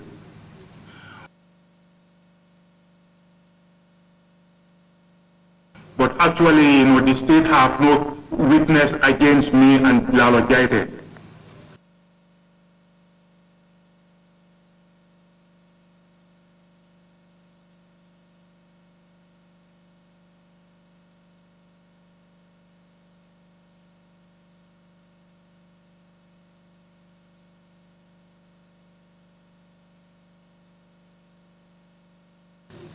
So therefore, and wrote his ruling.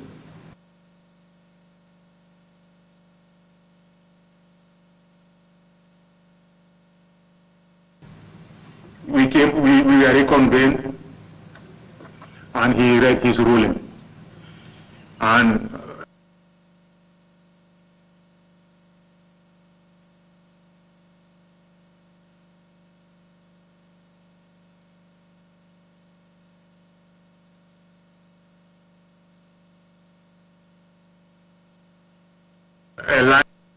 And when you do, I will make an application to the chairman so that we would admit it into evidence at a later date.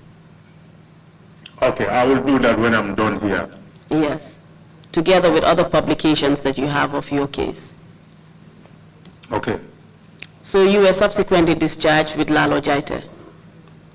yes. So after 3 years, you were released from Mile 2 and you were a free man. 3 years, 1 month. 3 years, 1 month. And what happened, before we move on to your other issues, what happened to the rest of the case? The rest of the case, they waited until after the summer recess.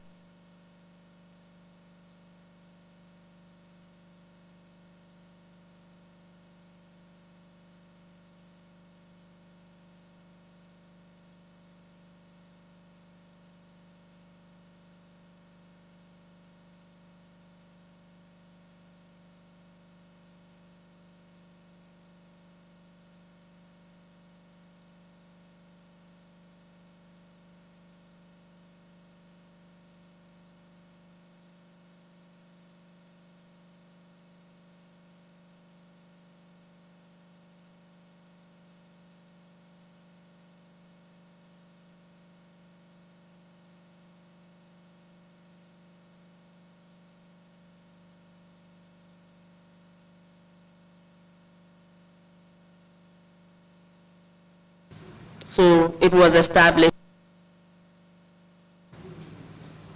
I never get a concrete answer. Sometimes I tend to see agent provocateur.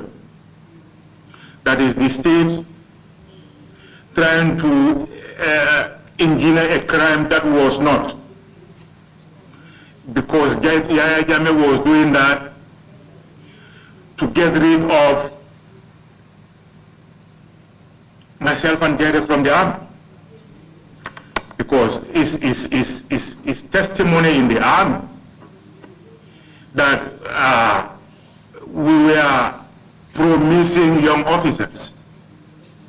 No doubt he served 2 years as Jammeh's ADC.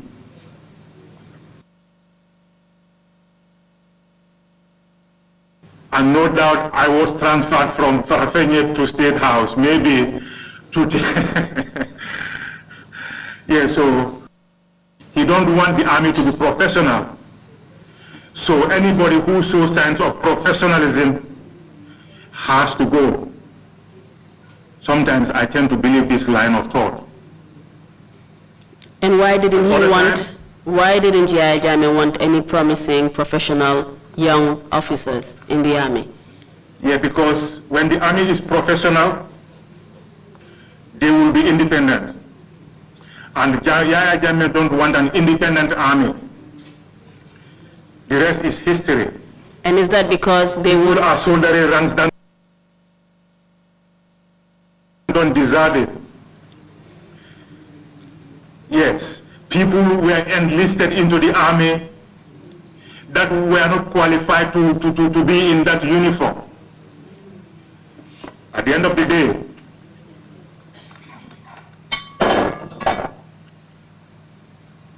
this is what we all had in common. The flag of the Gambia. But it got to a stage, it was no more this. It was Yaya Jammeh.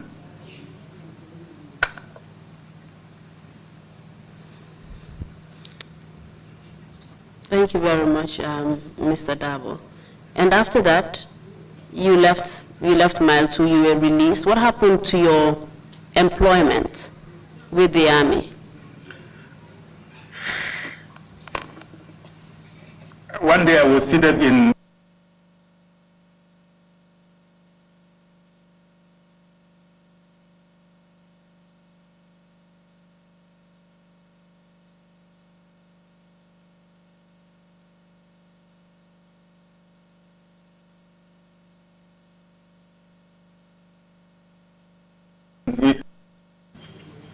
when he left, I opened my letter, and there it was from the Army headquarters. And the content read like this: we were authorized to discharge you from the Army with immediate effect because of security reasons. Hand over back to the Army all your issues, and by issues, all the equipment issued to me by the Army. So there we were discharged from the Army. And the letter was dated August 8, 2003. And a discharge is a civilized dismissal, I would assume. Yes, yes, yes. Despite the fact Yes. that you were exonerated and you were innocent, declared by the court and all of Yes. that, I guess you had confirmed Yes. that Yaya Jammeh indeed wanted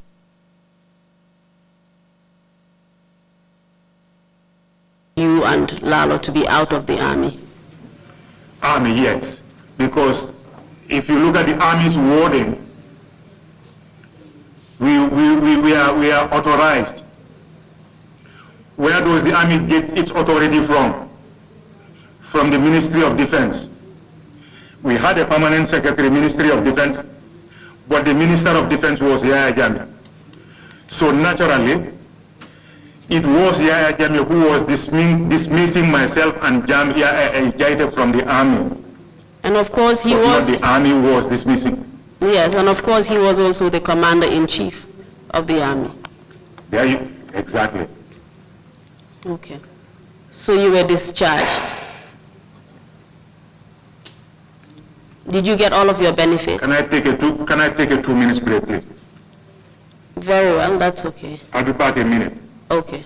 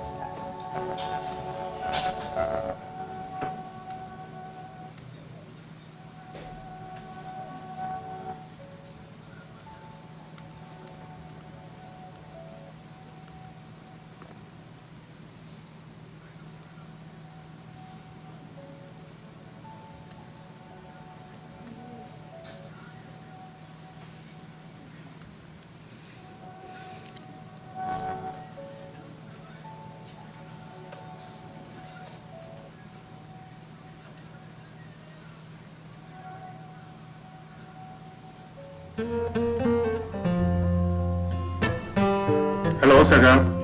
Yes, Mr. Darboe, you're back. Sorry, I had to use the restroom. That's fine. No need for any explanation. Are you ready to proceed? Yes. Okay. I just wanted to know whether all your benefits were paid to you and Lalo Jaita after you were dismissed. Yes.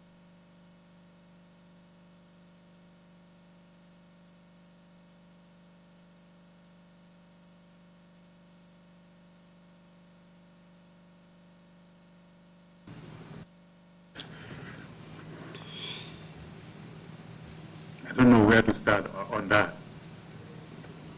Yeah, but thank God I had a strong wife behind me, young as they were, but they were able to hold the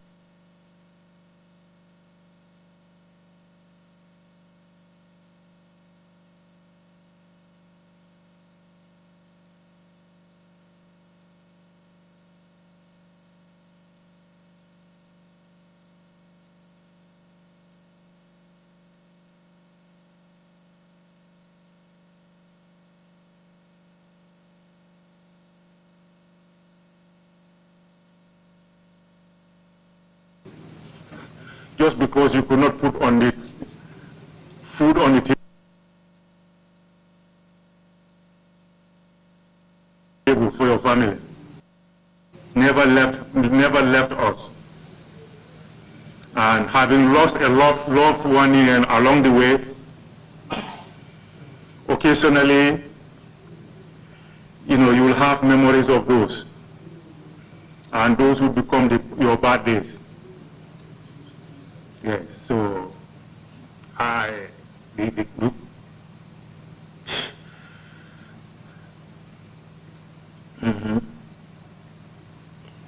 And what led to you leaving the country?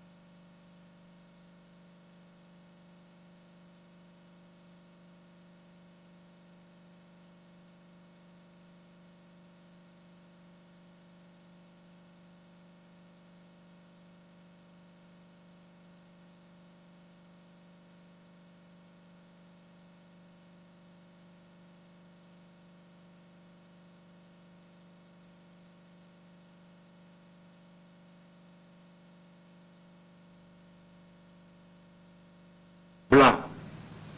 We call him Black. And Sanamanjang, of course, was also nickname. part of the notorious Jongla The hit John squad. was the most. If I leave east, I pointed west to him. But I knew I was just playing cool. I knew this boy knew where I was. So were they trying to use a familiar face around me to locate me? Time will tell. So,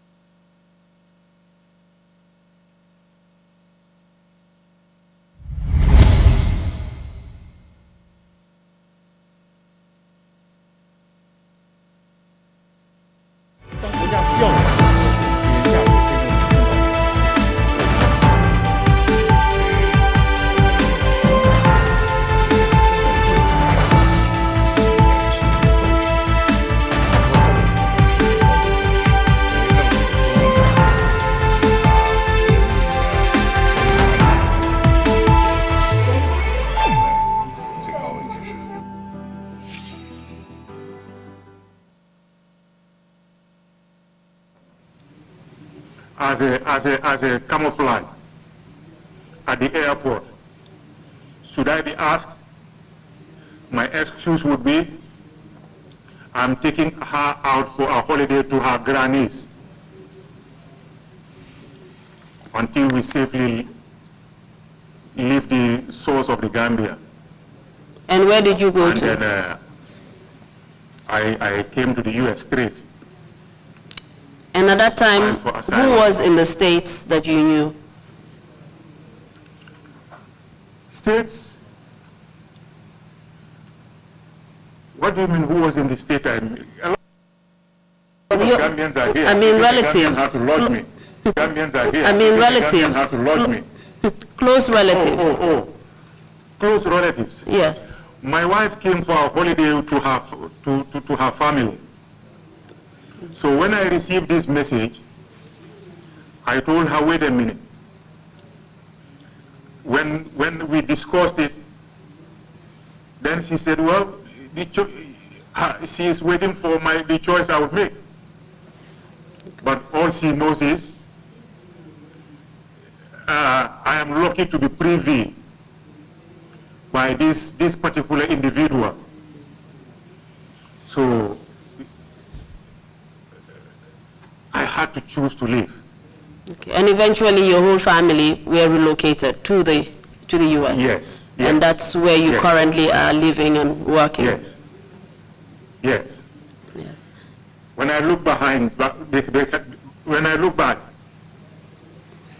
I'm grateful to Lalo's wife for first telling me that news, because otherwise, as a duty officer, I should not have been easily taken down.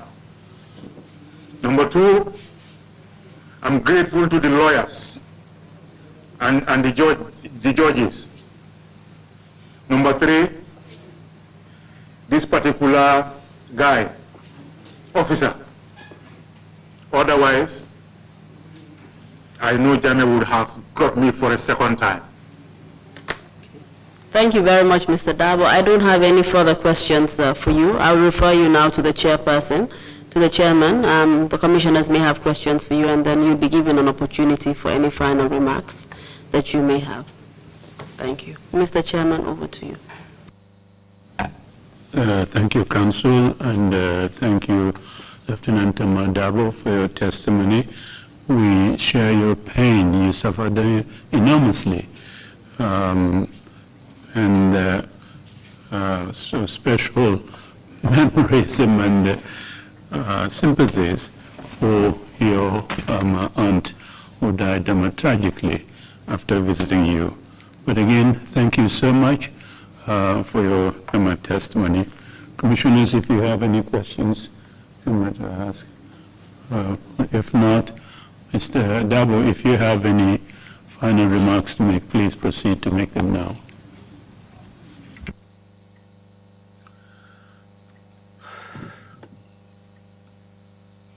Final remarks. You've said in your motto, never again. And I wave the flag before you here. And it says, for the Gambia, our homeland, we strive and work and pray that all may live in unity, freedom, and peace each day. I was a soldier, and deep inside I still feel like one. So if this action you're doing is geared towards the actualization of those beautiful words in our national anthem, Alhamdulillah. But I let you know one thing for a fact. The whole country suffered for 22 years. And if you say never again, it should be all hands on deck for never again. To allow one man to come and take a whole country for a ride. Well,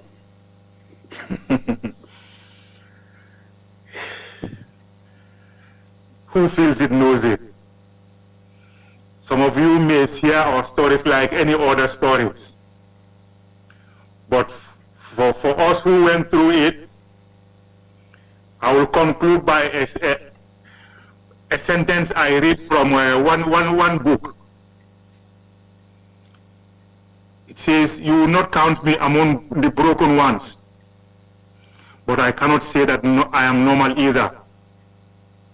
I have been, and this," so that is it. The Gambia is what we have. So let's protect her from every element of bad leadership. That's what brought us this, irrespective of which level. So I thank you for giving me the opportunity to say my part, summary as it is. But thank you for the time. We should be the ones to thank you for coming to share your stories with us. So we, in the effort to establish a historical record, we do have some victims who relive those very difficult pain and abuse that they go through. You have gone through that this afternoon, but we share your pain, and thank you enormously for coming to testify before the Commission. This brings us to the end of the proceedings for today. We will meet again tomorrow morning, 10 o'clock. Thank you all very much, and thank you, Lieutenant DARBOE. The meeting is adjourned.